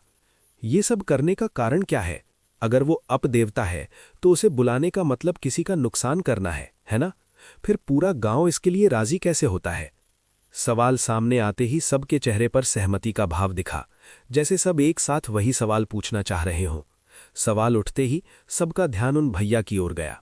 भैया ने हालांकि हंसकर बात टाल दी कि वे जैसा सोच रहे हैं असल में वैसा कुछ नहीं है। वे लोग समाज के साथ आगे तो बढ़ रहे हैं, लेकिन कुछ चीज़ें इनके भीतर आज भी वैसी हैं जो पुराने दिनों के जीवन जीने के तरीके से मेल खाती हैं। उनकी आस्था उस समय से आज भी नहीं बदली। और अगली पीढ़ी, जिनके लिए आज पूरी दुनिया मुट्ठी में है, वे भी इस विश्वास के घेरे से बाहर निकलने को तैयार नहीं है। वे अपनी आस्था को कभी नहीं तोड़ पाएंगे। इसके पीछे उनके पालन पोषण का तरीका और उनके आसपास का वातावरण विशेष कारण है। और जहां तक एक धारणा बनी हुई है कि इस तरह के विशेष पूजन या अनुष्ठान केवल लोगों का नुकसान करने के लिए ही उपयोग किए जाते हैं, लेकिन ये असल सच नहीं है। जो लोग इस विषय में विशेष चर्चा करते हैं या जानकारी रखते हैं, वे जानते हैं कि दुनिया की बाकी 10 चीज़ों की तरह इसके भी अच्छे और बुरे दोनों पहलू होते हैं। और ये विशेष अनुष्ठान भले ही देखने में बुरा लगे, लेकिन गांव का कोई भी निवासी इसे बुरा नहीं मानता, बल्कि इसके ठीक विपरीत बात सच है। उनका विश्वास है कि इन विशेष अनुष्ठानों के माध्यम से जिस अपदेवता को बुलाया जाता है, उसके भीतर एक ऐसी अद्भुत शक्ति होती है जो हर बुरी चीज को अपनी ओर खींच लेती है, बिल्कुल एक चुंबक की तरह। एक चुंबक जैसे अपने आसपास की किसी भी धातु या कम शक्तिशाली चुंबक को अपनी ओर खींच लेता है, ठीक वैसे ही ये अपदेवता भी पास की सारी नकारात्मक चीजों को अपने भीतर सोख सकता है। वो पूरी रात गांव में चारों ओर इन्हीं बुरी चीजों की तलाश में घूमता रहता है, और सुबह की रोशनी फूटने से कुछ समय पहले ही वो किसी जलाशय में चला जाता है, जहां जाकर वो उस नारी शरीर को छोड़ देता है और वहीं लौट जाता है जहां से उसका आगमन हुआ था। अक्सर हमारे आसपास कई अलौकिक घटनाएं घटती रहती हैं, लेकिन वे हमारे लिए तब तक अजीब होती हैं जब तक हमें उनकी सही व्याख्या पता नहीं चलती। ये कुछ वैसा ही है जैसे जादू देखते समय हमारे साथ होता है। आंखों के सामने होने वाली चीज हमें बहुत आश्चर्यचकित करती है, लेकिन वो भाव हमारे मन में तभी तक रहता है जब तक हम उस जादू के पीछे की चालाकी को नहीं जान लेते। एक बार उसे पकड़ लेने के बाद वो हमारे लिए बहुत साधारण हो जाता है। हमारे जीवन में ऐसी कई डरावनी घटनाएं घटती हैं, जैसे अचानक कोई आवाज आना या किसी चीज का एक जगह से दूसरी जगह जोर से गिर जाना। ये सब हमारे जीवन में भय पैदा करते हैं, लेकिन वो भय हमारे भीतर तभी तक रहता है जब तक हम उस आवाज या अकारण गिरने का कारण नहीं खोज लेते। और ज्यादातर मामलों में वो कारण बहुत ही सांसारिक होता है, जो हमारे डर को हमारे सामने ही मूर्खता साबित कर देता है। लेकिन कुछ घटनाओं का कारण जान लेने के बाद भी वे हमारी आंखों में अजीब बनी रहती हैं। और वैसी ही एक घटना थी उस नारी मूर्ति के हाथों के बल चलने की घटना। जीवन में पहली बार अपनी आंखों से देखने के बाद वो घटना अंतिक के लिए दुर्लभ थी, लेकिन उस भैया से व्याख्या सुनने के बाद वो व्याख्या ही एक और दुर्लभ चीज बन गई। अंतिक ने कई बार कई तरह से इसे मनोवैज्ञानिक दृष्टिकोण से सोचकर देखने की कोशिश की, लेकिन कुछ चीजें वो उससे भी समझ नहीं पाया, जैसे वो लाल सुर्ख आंखें या हाथों के बल उतनी तेज गति से आगे बढ़ना। इसलिए एक समय के बाद कोई रास्ता न देख उसे हार माननी पड़ी। लेकिन वो हार अंतिक को बुरा लगने के बजाय अच्छा ही लगा था। हालांकि इस घटना से भी अधिक दुर्लभ कुछ अंतिक के साथ घटने वाला था। तब अंतिक ये नहीं जानता था, लेकिन ये घटना सिर्फ अंतिक की नहीं थी और न ही इसका प्रभाव सिर्फ अंतिक पर पड़ा था। यहाँ सब की सब घटनाओं के बारे में बता पाना किसी भी तरह संभव नहीं है, लेकिन एक घटना उन सब के साथ हुई थी। तब अंतिक अभी अभी ग्रेजुएशन पास कर मास्टर्स में भर्ती हुआ था और दोस्तों का एक दल भी बन चुका था। अंतिक, इति, वर्षा, शुभ, स्वस्तिका, शंकु और पांतु, यही अंतिक का ग्रुप था। इनमें से कोई भी बचपन का दोस्त नहीं था। अलग अलग तरह से एक दूसरे से मुलाकात हुई और फिर दोस्ती हो गई। कोई हाई स्कूल की पहचान वाला था तो कोई कॉलेज का। यहाँ तक कि अलाव बॉनफायर के सामने गिटार बजाकर गाना गाते हुए भी दोस्ती हुई थी। कई आए और कई चले गए, बस यही कुछ लोग टिक गए। इसलिए परिवार का मतलब इनके लिए सिर्फ माता पिता और भाई बहन नहीं, बल्कि ये एक दूसरे को भी समझते थे। और झगड़ा, वो तो रोज की बात थी। अब तक सब बिल्कुल एक साथ नहीं थे। ज्यादातर शहर में रह गए थे, लेकिन कुछ बाहर चले गए थे। जैसे पांतु, शंकु और स्वस्तिका अब दूसरे शहरों में रहते हैं। जगह की दूरी बढ़ी जरूर है, लेकिन उसका उनकी दोस्ती पर कोई प्रभाव नहीं पड़ा। नियम मानकर हर रात उनकी वीडियो कॉलिंग चलती है। वहीं गप्पें, तरह तरह की कहानियां और यहां तक कि साथ मिलकर फिल्म देखना भी होता है। हालांकि फिल्म चुनना उनके लिए एक बड़ा काम था। साल भर अलग रहने के बावजूद साल में 2-3 बार उनके एक साथ होने का यही असली अवसर था। और उनमें बंगालियों का सबसे बड़ा उत्सव दुर्गा पूजा तो है ही, साथ ही किसी साल होली, क्रिसमस या न्यू ईयर के समय वे एक जगह इकट्ठा होते हैं। और अगर किसी साल कोई किसी कारण से वहां नहीं आ पाता तो उसकी किस्मत में भारी दुर्गति लिखी होती थी। जैसे एक साल शंकु ग्रुप में आने वाला था पर किसी काम से विदेश में फंस गया और नहीं आ पाया। फिर जब वो पूजा में आया तो इति और पांतु ने मिलकर उसकी जो खिंचाई की थी वो देखने लायक थी। और उसमें सबसे ज्यादा मजा स्वस्तिका को आया था। वो कुछ कारणों से इन सब में भाग नहीं लेती थी, लेकिन खड़े होकर देखना उसे बहुत पसंद था। और साथ ही ये बताना भी जरूरी है कि पांतु का असली नाम पांतु नहीं है, उसे बुलाने का एक विशेष कारण है। हालांकि वो यहां न बताना ही बुद्धिमानी होगी। नाम पांतु को बहुत विशेष पसंद नहीं है और उसका पर्याप्त कारण भी है। ऐसे ही एक साल नियम के अनुसार वे क्रिसमस के समय इकट्ठा हुए। हर साल इति अपने घर पर ग्रुप के सभी लोगों को क्रिसमस के दिन आमंत्रित करती थी। उसके घर पर क्रिसमस के दिन रात भर शोर शराबा, नाच गाना, बॉनफायर आदि चलता था। उस साल सबके दिमाग में वही एक चीज चल रही थी। दोपहर होते ही अंतिक, शंकु, शुभ, वर्षा सब इति के घर चले गए। इति का घर लगभग 100 साल से भी ज्यादा पुराना एक जमींदार घर था। जमींदार घर की बात ही शायद उसके आकार का परिचय इति के घर को समझाने के लिए इतना ही काफी है कि वो बिल्कुल वैसा ही एक विशाल पुराने ढंग का घर है और उसकी उतनी ही बड़ी एक छत है। इसीलिए शुरू से ही भले ही सर्दी का मौसम हो, सब पार्टी छत पर ही करना पसंद करते हैं। और चूंकि हर साल पार्टी वहीं होती थी, इसलिए क्रिसमस का सारा सामान इति के घर के चिली कोठा यानी अटारी के कमरे में रखा रहता था। इति के घर पहुंचते ही अंतिक और घर के बाकी सब लोग सजावट के काम में लग जाते हैं। सजावट खत्म होने के बाद अलाव की तैयारी शुरू होती है। धीरे धीरे स्वस्तिका और पुंतु भी आ जाते हैं। पूरी रात मस्ती में बीतती है और ठीक उसके बाद ही घटती है सबके साथ पहली एक अलौकिक घटना। काफी समय से वे इति से उसके घर के अजीब किस्सों के बारे में सुनते आ रहे थे। सच कहें तो इति से बाकी लोगों की पहचान ही इस तरह हुई थी। एक दिन यूनिवर्सिटी की क्लासेस खत्म करके वे चाय की दुकान पर अड्डा जमाए थे। वहां अचानक भूतों की बातें शुरू हुईं। सब अपने अपने अनुभव सुनाने लगे। इति वहीं पास बैठी चाय पी रही थी। वो भी सुनते सुनते खुद को रोक नहीं पाई और बताने लगी। उसने बताया कि उसका घर 100 साल से भी पुराना है और वहां रहते हुए उसे कई अनुभव हुए हैं। हालांकि अंतिक और बाकी लोग बरसों से वहां जा रहे थे, लेकिन उन्हें कभी ऐसी किसी घटना का सामना नहीं करना पड़ा था। इसलिए शायद कोई इति की बात पर विश्वास नहीं करता था। उन्हें लगता था कि कहानी सुनाने के लिए उसने कुछ बना दिया है। उस दिन क्रिसमस पार्टी खत्म होते होते रात के 12 बज गए। पार्टी खत्म होते ही सब इति की मदद करने लगे। सफाई होने के बाद सारा सामान अटारी के कमरे में रख दिया गया। फिर शंकु ने इति से चाबी ली और कमरा लॉक करने चला गया। और तभी वो घटना घटी। बाकी लोग तब छत की दूसरी ओर खड़े बातें कर रहे थे। अचानक जोर से दरवाजा खुलने की आवाज हुई, जिससे सब चौंक गए। आवाज अटारी के कमरे से आई थी, ये समझकर सब वहां दौड़े। जाकर देखा कि शंकु जी जान से दरवाजा बंद करने की कोशिश कर रहा है, लेकिन कर नहीं पा रहा, जैसे कोई दूसरी तरफ से उसे खोलकर रखने की कोशिश कर रहा हो। पर यह संभव कैसे था? अंतिक और बाकी सब बाहर खड़े थे। सीढ़ियों का दरवाजा बंद था, इसलिए नीचे से किसी का आना भी मुमकिन नहीं था।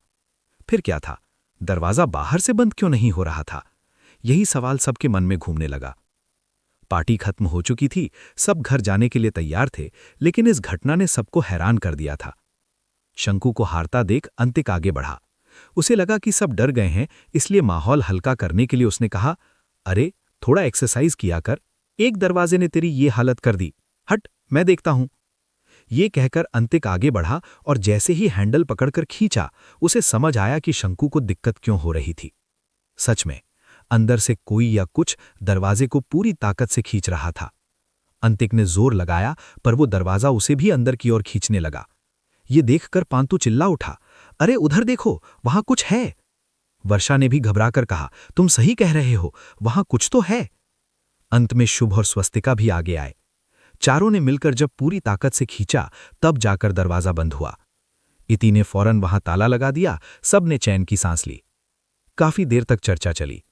इति डरने के बजाय खुश थी। उसने सालों से सबको बताया था कि उसके घर में भूत है, पर सब इसे कहानी मानते थे। आज सबको सबूत मिल गया था। उसने कहा, देखा, मैंने कहा था ना, पर तुम लोगों ने कभी यकीन नहीं किया। शंकु कुछ कहना चाहता था, पर इति ने उसे टोक दिया। झूठ मत बोल शंकु, बहुत पिटेगा। और सबसे बड़ा पाखंडी तो ये अंतिक है, जो खुद भूतों की कहानियां सुनाता है पर मेरी बात नहीं मानता। सब हंसने लगे। फिर स्वस्तिका ने कहा, बहुत रात हो गई है, अब घर चलना चाहिए। शंकु ने पूछा, पर ऐसा हुआ क्यों? इसका जवाब किसी के पास नहीं था। सब एक दूसरे का मुंह देखने लगे। स्वस्तिका ने चुटकी ली, ठीक है, तुम लोग इसकी तहकीकात करो, मैं तो चली। उसके पीछे पीछे बाकी सब भी इति को टाटा बोलकर निकल गए। इस घटना पर कई दिनों तक बहस चली। किसी ने वैज्ञानिक तर्क दिया कि कमरे के अंदर एयर प्रेशर यानी हवा के दबाव की वजह से ऐसा हुआ, लेकिन वो सच नहीं था, क्योंकि उस कमरे की दोनों खिड़कियों के पल्ले टूटे हुए थे। ऐसे ही कई तर्क खारिज होते गए और अंत में सबने इसे एक अलौकिक घटना ही मान लिया। इस घटना के बाद इति के घर की छत पर कई बार पार्टियां हुईं, लेकिन स्वाभाविक रूप से किसी ने भी फिर कभी उस अटारी यानी चिली कोठा के कमरे की ओर जाने की हिम्मत नहीं दिखाई। इस बात को अब कई साल बीत चुके हैं। पांतु, स्वस्तिका और शंकु अब शहर से बाहर रहते हैं। बाकी सब उसी शहर में हैं, लेकिन अब पहले जैसी वो लंबी महफिलें नहीं जम पाती। हर कोई अपनी नौकरी और पढ़ाई में मसरूफ हो गया है। शुरू में जो वीडियो कॉल हर रोज होता था, वो अब कभी कभार ही हो पाता है। लेकिन इस व्यस्तता ने उनके बीच की दूरियां बढ़ने नहीं दी। जब भी उनका ग्रुप कॉल होता है तो मानो पूरा मोहल्ला जाग जाता है। इतनी हंसी मजाक और शोर शराबा होता है कि वे कई घंटों तक बातें करते रह जाते हैं। बस इसी एक कॉल के जरिए वे अपनी जिंदगी की सारी भागदौड़ भूलकर पुराने दिनों में लौट जाते हैं। उन दिनों में जब वे एक साथ चाय की दुकान पर घंटों बिताया करते थे, और आखिर में जब कॉल कटता है तो सबके चेहरे पर एक सुकून भरी मुस्कान होती है। भले ही वे पूरे साल न मिल पाएं, लेकिन कुछ खास त्योहारों पर उनका साथ होना एक अनकही नियम जैसा बन गया है। और इन त्योहारों में सबसे महत्वपूर्ण है दुर्गा पूजा। पूजा के उन कुछ दिनों में वे एक दूसरे के साथ ही रहते हैं, यहाँ तक कि वे अपने घर वालों को भी साफ कह देते हैं कि इन दिनों उन्हें कोई परेशान न करे और न ही कहीं बाहर घूमने जाने का दबाव बनाए। वे दिन सिर्फ और सिर्फ उनके अपने होते हैं। ऐसे ही एक दिन ग्रुप कॉल पर बात चल रही थी। वर्षा बोल पड़ी, तो फिर क्या हम फिल्म देखने जा रहे हैं? दूसरी तरफ से अंतिक ने कहा, नहीं यार, कल का प्लान कैंसिल कर दे, मुझे थोड़ा काम आ गया है, परसों चलते हैं। ये सुनकर इति ने एक लंबी आह भरी और उसे चिढ़ाते हुए बोली, देख लो, इस बूढ़े दादाजी को ग्रुप में क्यों रखा है? जब भी कोई प्लान बनाओ इसका काम आ जाता है या तबीयत खराब हो जाती है। बस बाइक लेकर घूमने को कह दो, तब ये सबसे आगे रहेगा। अंतिक को ये सुनकर गुस्सा तो आया, लेकिन सबको हंसता देख वो खुद भी मुस्कुराने लगा। इति अक्सर उसे ऐसे ही परेशान करती है और अंतिक भी पीछे नहीं रहता। मौका मिलते ही वो भी इति को चढ़ाकर गुस्सा दिला देता है। फिर जब इति चिल्लाना शुरू करती है तो सब बैठकर मजे लेते हैं। इन छोटी मोटी नोकझोंक के बावजूद अंतिक और इति के बीच दोस्ती से बढ़कर एक प्यारा रिश्ता है। हालांकि ना तो अंतिक ने और न ही इति ने कभी एक दूसरे से इसका इजहार किया है, लेकिन दिल ही दिल में वे दोनों ये बात बखूबी जानते हैं। हंसी खत्म हुई तो इति ने फिर अंतिक की ओर देखा और कहा, चल न यार, अब तो हम सबको साथ बैठने का वक्त भी नहीं मिलता। इतने दिनों बाद एक प्लान बना है, इसे कैंसिल मत कर। अंतिक सोच में पड़ गया, पर सोचकर भी क्या फायदा। वो जानता था कि वो इति की बात को टाल नहीं सकता। उसके चेहरे पर मुस्कान आ गई और वो बोला, अच्छा ठीक है, मैं अपना काम किसी और दिन कर लूंगा, कल चलते हैं। ये सुनकर वर्षा खुशी से तालियां बजाने लगी। इसी बीच एक और चीज हुई जो सबकी नजरों से छिपी रही। जब अंतिक फिल्म के लिए मान गया तो सबकी निगाहें वर्षा की तालियों पर थीं, लेकिन ठीक उसी पल अंतिक और इति ने एक दूसरे की आंखों में देखा। उस एक पल की खामोश मुस्कान ने मानो बिना कुछ कहे बहुत कुछ कह दिया। इति ने एक बार अंतिक से कहा था, जानते हो, लड़कों की आंखों की गहराई देखकर ही पता चल जाता है कि उनके मन में क्या चल रहा है। वे चाहे जितना छुपाने की कोशिश करें, एक नज़र ही काफ़ी होती है। अंतिक को लगा कि शायद उस नज़र से इति ने भी उसके दिल की बात पढ़ ली है, कि वो उसे किसी भी चीज़ के लिए ना नहीं कह पाता। वहीं अंतिक ने भी इति की आंखों में वो खुशी देख ली थी जो उसकी हाँ सुनने के बाद छलकी थी। अंतिक अभी कुछ और सोच ही रहा था कि पांतु बोल पड़ा, वाह भाई, हमें सुना सुनाकर तुम लोग फिल्म देखने जाओ, बहुत बढ़िया। पहले हम सब साथ जाते थे तो कितना मजा आता था। शुभ ने कहा, अरे तू आ जाना भाई, फिर सब साथ चलेंगे। पांतु ने उदास होकर कहा, कहने से क्या होता है, यहाँ काम का बहुत दबाव है। तभी अंतिक ने उसे दिलासा दिया, अरे तू इतना परेशान क्यों हो रहा है? ऐसा तो नहीं कि हम कभी मिलेंगे ही नहीं। तू पूजा में तो आ रहा है ना, तब एक साथ फिल्म का प्लान बनाएंगे। जैसे ही पूजा का नाम आया, सबको एहसास हुआ कि त्योहार आने वाला है। काम के बोझ में वे भूल ही गए थे कि पूजा में अब ज्यादा दिन नहीं बचे हैं। इति ने गंभीर होकर पूछा। हाँ, तो अगर किसी के पास कोई बुरी खबर है तो अभी दे दो। शंकु ने हैरान होकर पूछा, कैसी बुरी खबर? इति ने कहा, यही कि अगर कोई इस बार नहीं आ रहा है या वहीं पूजा मनाने का प्लान बना रहा है। ये सुनकर वर्षा भड़क गई। क्या मतलब नहीं आएगा? इति, अगर कोई नहीं आया तो हम दोनों मिलकर उसकी धुलाई करेंगे, गर्दन पकड़ कर ले आएंगे उसे। इति ने अंगूठा दिखाकर सहमति जताई। फिर एक एक करके सबने वादा किया कि वे जरूर आएंगे। उन्होंने तय किया कि चाहे आज हो या 10 साल बाद, वे दुर्गा पूजा हमेशा इसी तरह साथ मनाएंगे। यही उनके ग्रुप का एकमात्र अटूट नियम है। आखिर में वर्षा ने कहा, ठीक है, तो फिर हम कल फिल्म देखने जा रहे हैं।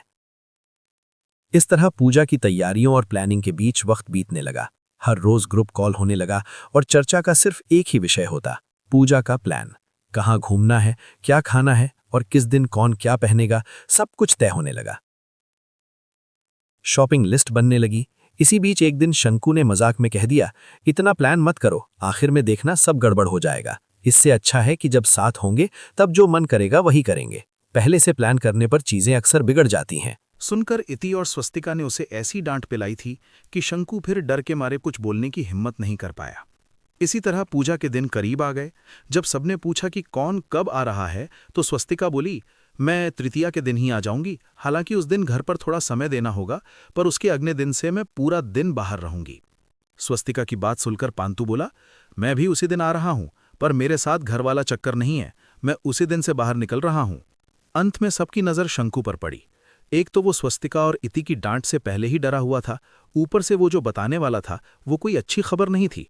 ये जानकर बेचारा मुंह खोलने की हिम्मत ही नहीं जुटा पा रहा था।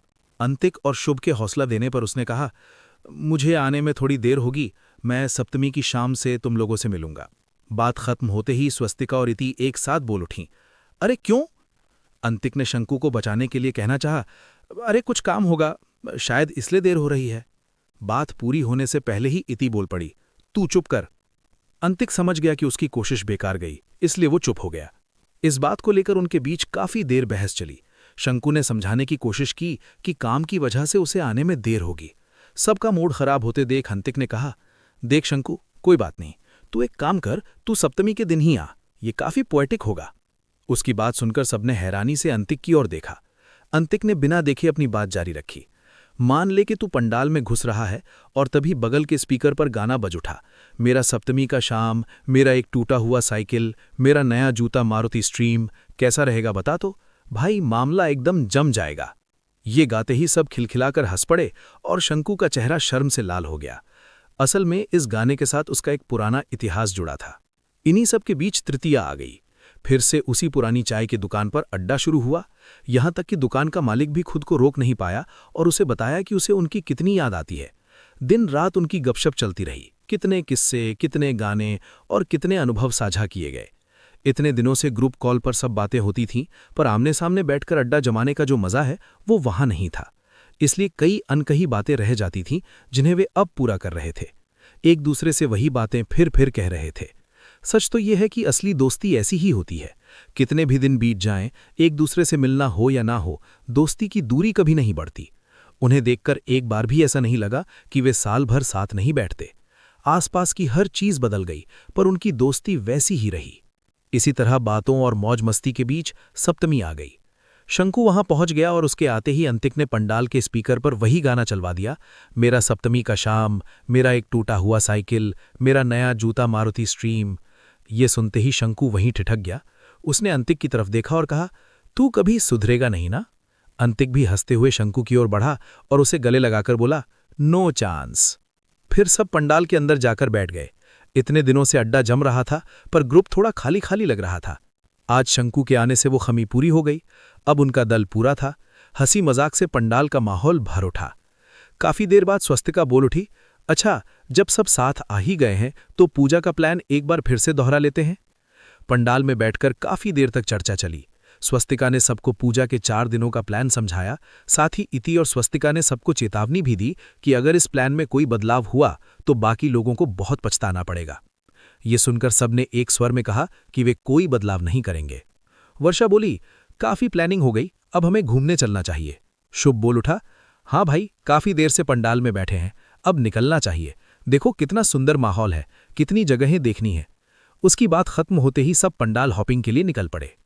घूमने फिरने और खाने पीने के बीच कैसे ये 4 दिन बीत गए उन्हें पता ही नहीं चला। दशमी के दिन स्वाभाविक रूप से सबको बहुत दुख हो रहा था। माँ दुर्गा विदा हो रही थीं, उसका दुख तो था ही, पर साथ ही एक दूसरे से दूर होने का दर्द भी था। अब फिर पता नहीं कब मिलना होगा।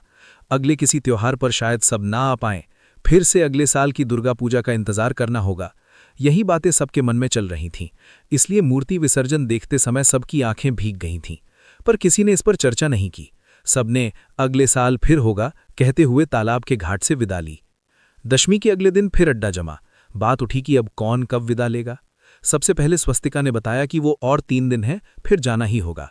फिर शंकु बोला, मैं कुछ दिन और हूं, इस बार देर से आया हूं इसलिए देर से जाऊंगा। सोच रहा हूं काली पूजा यहीं मना कर जाऊं। ये सुनकर बाकी सब बहुत खुश हुए। एक दोस्त के जाने का दुख तो था, पर दूसरे को कुछ दिन और साथ पाने की खुशी भी कम नहीं थी। इति और वर्षा ने शंकु की तरफ देखकर एक साथ कहा, गुड बॉय। फिर और भी कई विषयों पर चर्चा चलती रही। कुछ समय बाद सबने गौर किया कि पांतु बहुत चुपचाप बैठा है।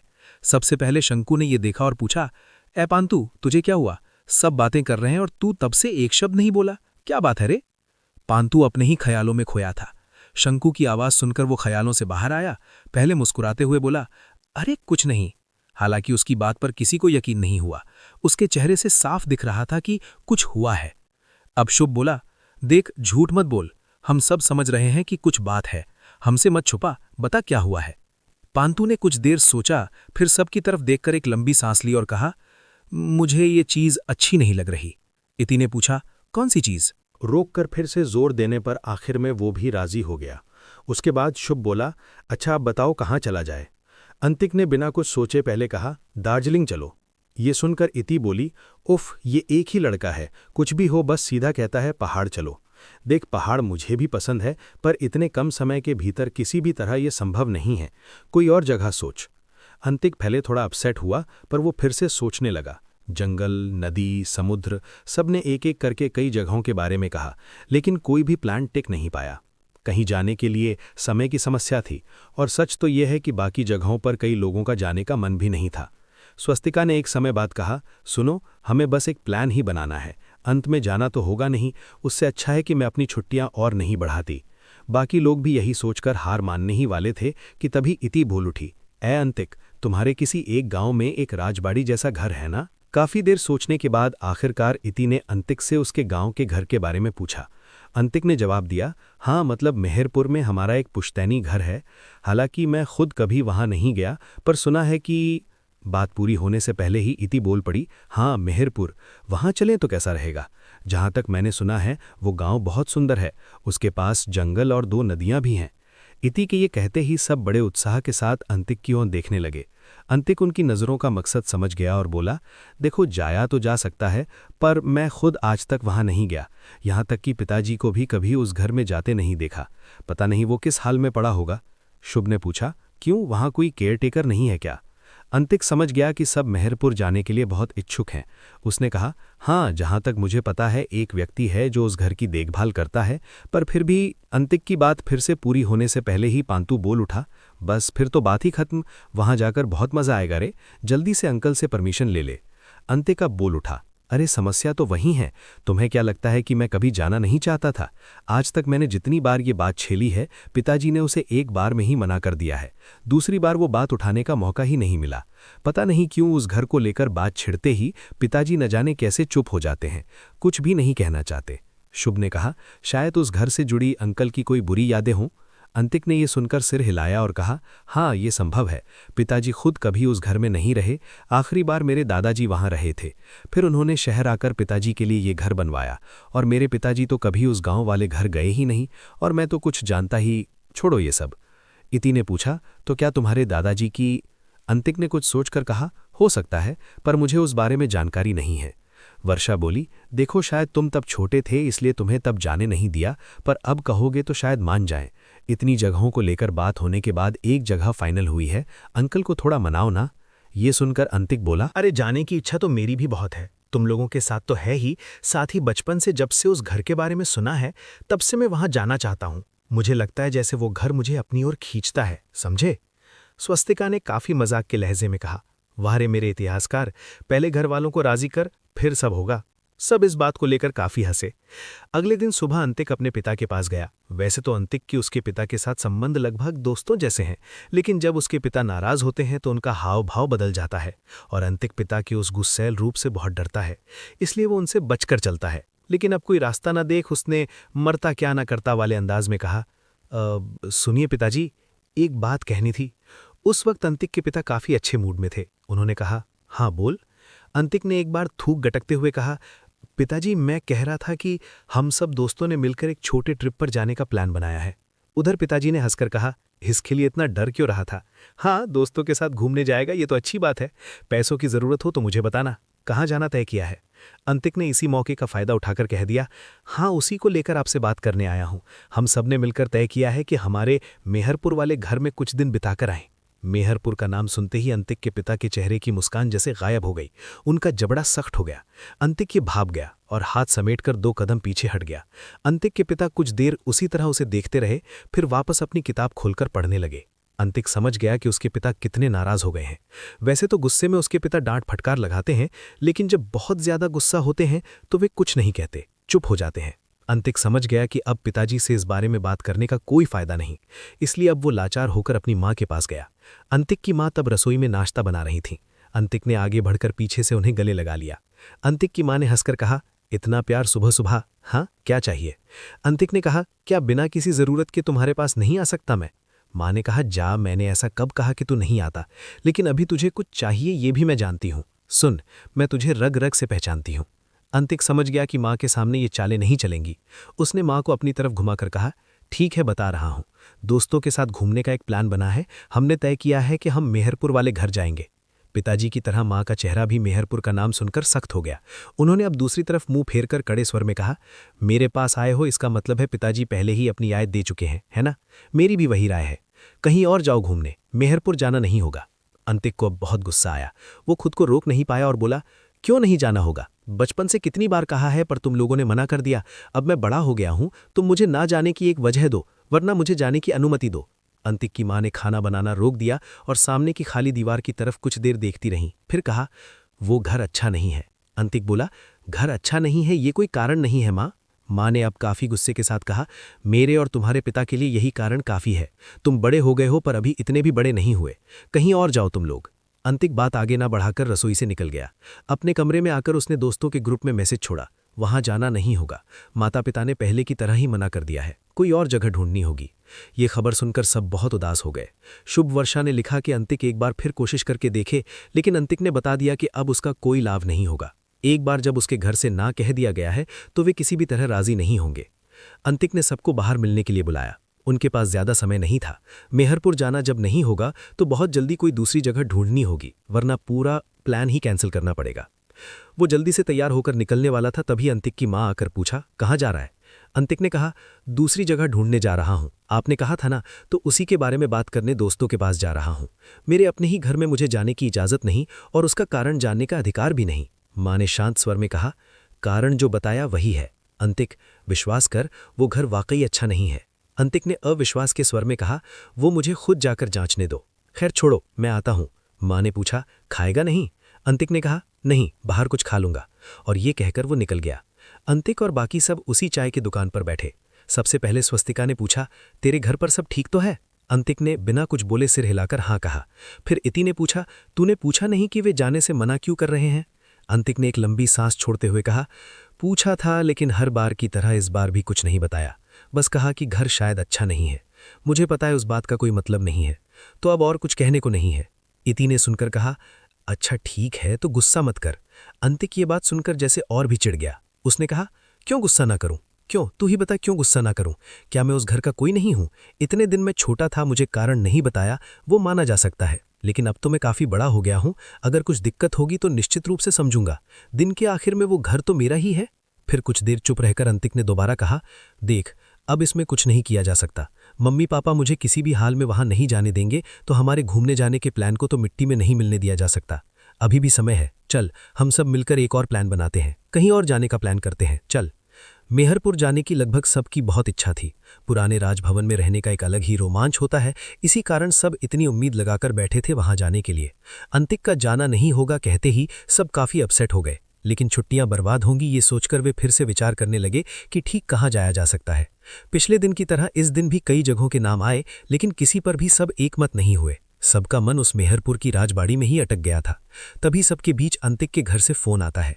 वैसे ही सुबह माता पिता के साथ झगड़ा हुआ था, ऊपर से अब घूमने की जगह तय नहीं हो पा रही थी। सब मिलाकर अंतिक गुस्से में फोन काट देता है। बाकी दोस्त उसे रोकना चाहते हैं, लेकिन किसी में कुछ बोलने की हिम्मत नहीं होती।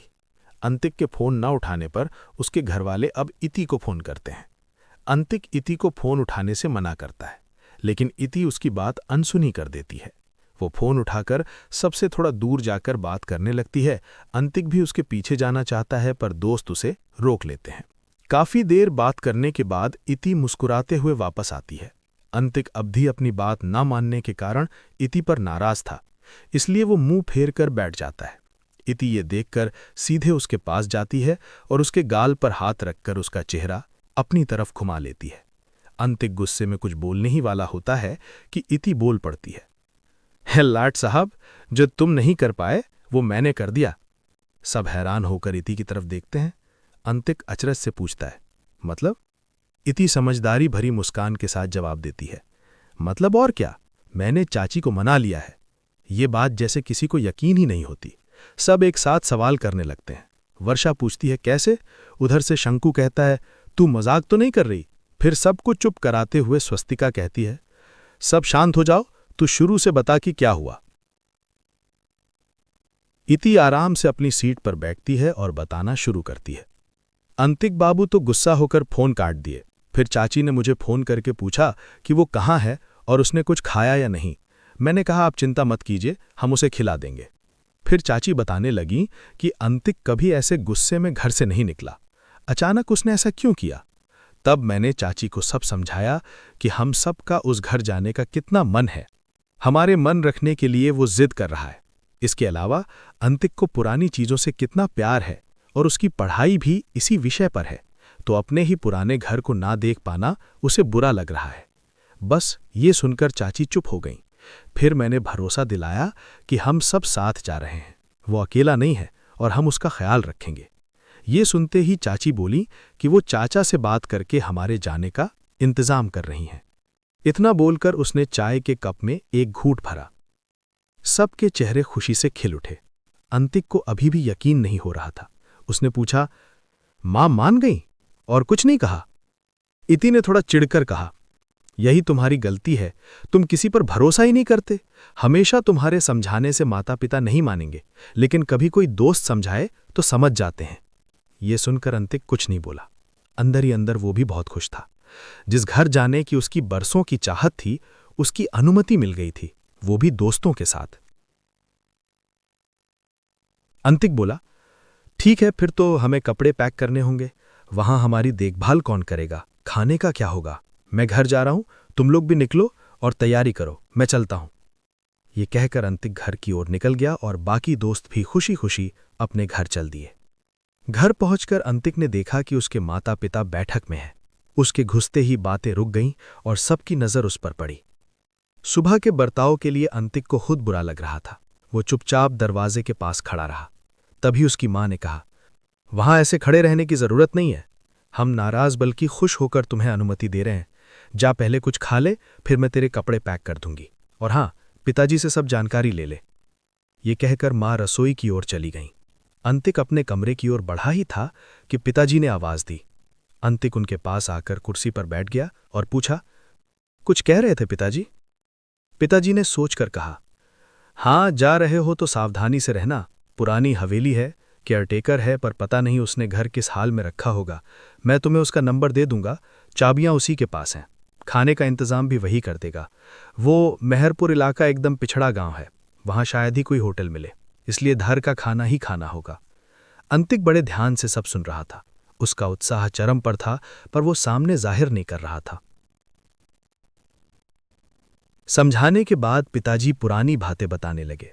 उन्होंने बताया कि वो खुद कभी वहां रहे नहीं, पर बचपन में अपने पिता के साथ जाकर देखा था। उन्होंने अंतिक के दादाजी के बचपन की बातें, उस मैदान और तालाब के किस्से सुनाए। बातें करते करते दोपहर बीत गई। मां के टोकने पर बातों का सिलसिला रुका। पिताजी ने जाते जाते आखिरी बार समझाया, फिर कह रहा हूं, बहुत संभल कर रहना। जो चाहिए हो केयरटेकर से कहना, उसका नाम निमाई है। अगर मछली पकड़ने का मन हो तो वो चारा और छिप का इंतजाम कर देगा। अंतिक ने सर हिलाकर हामी भरी और मां के साथ जाकर अपना बैग पैक करने लगा।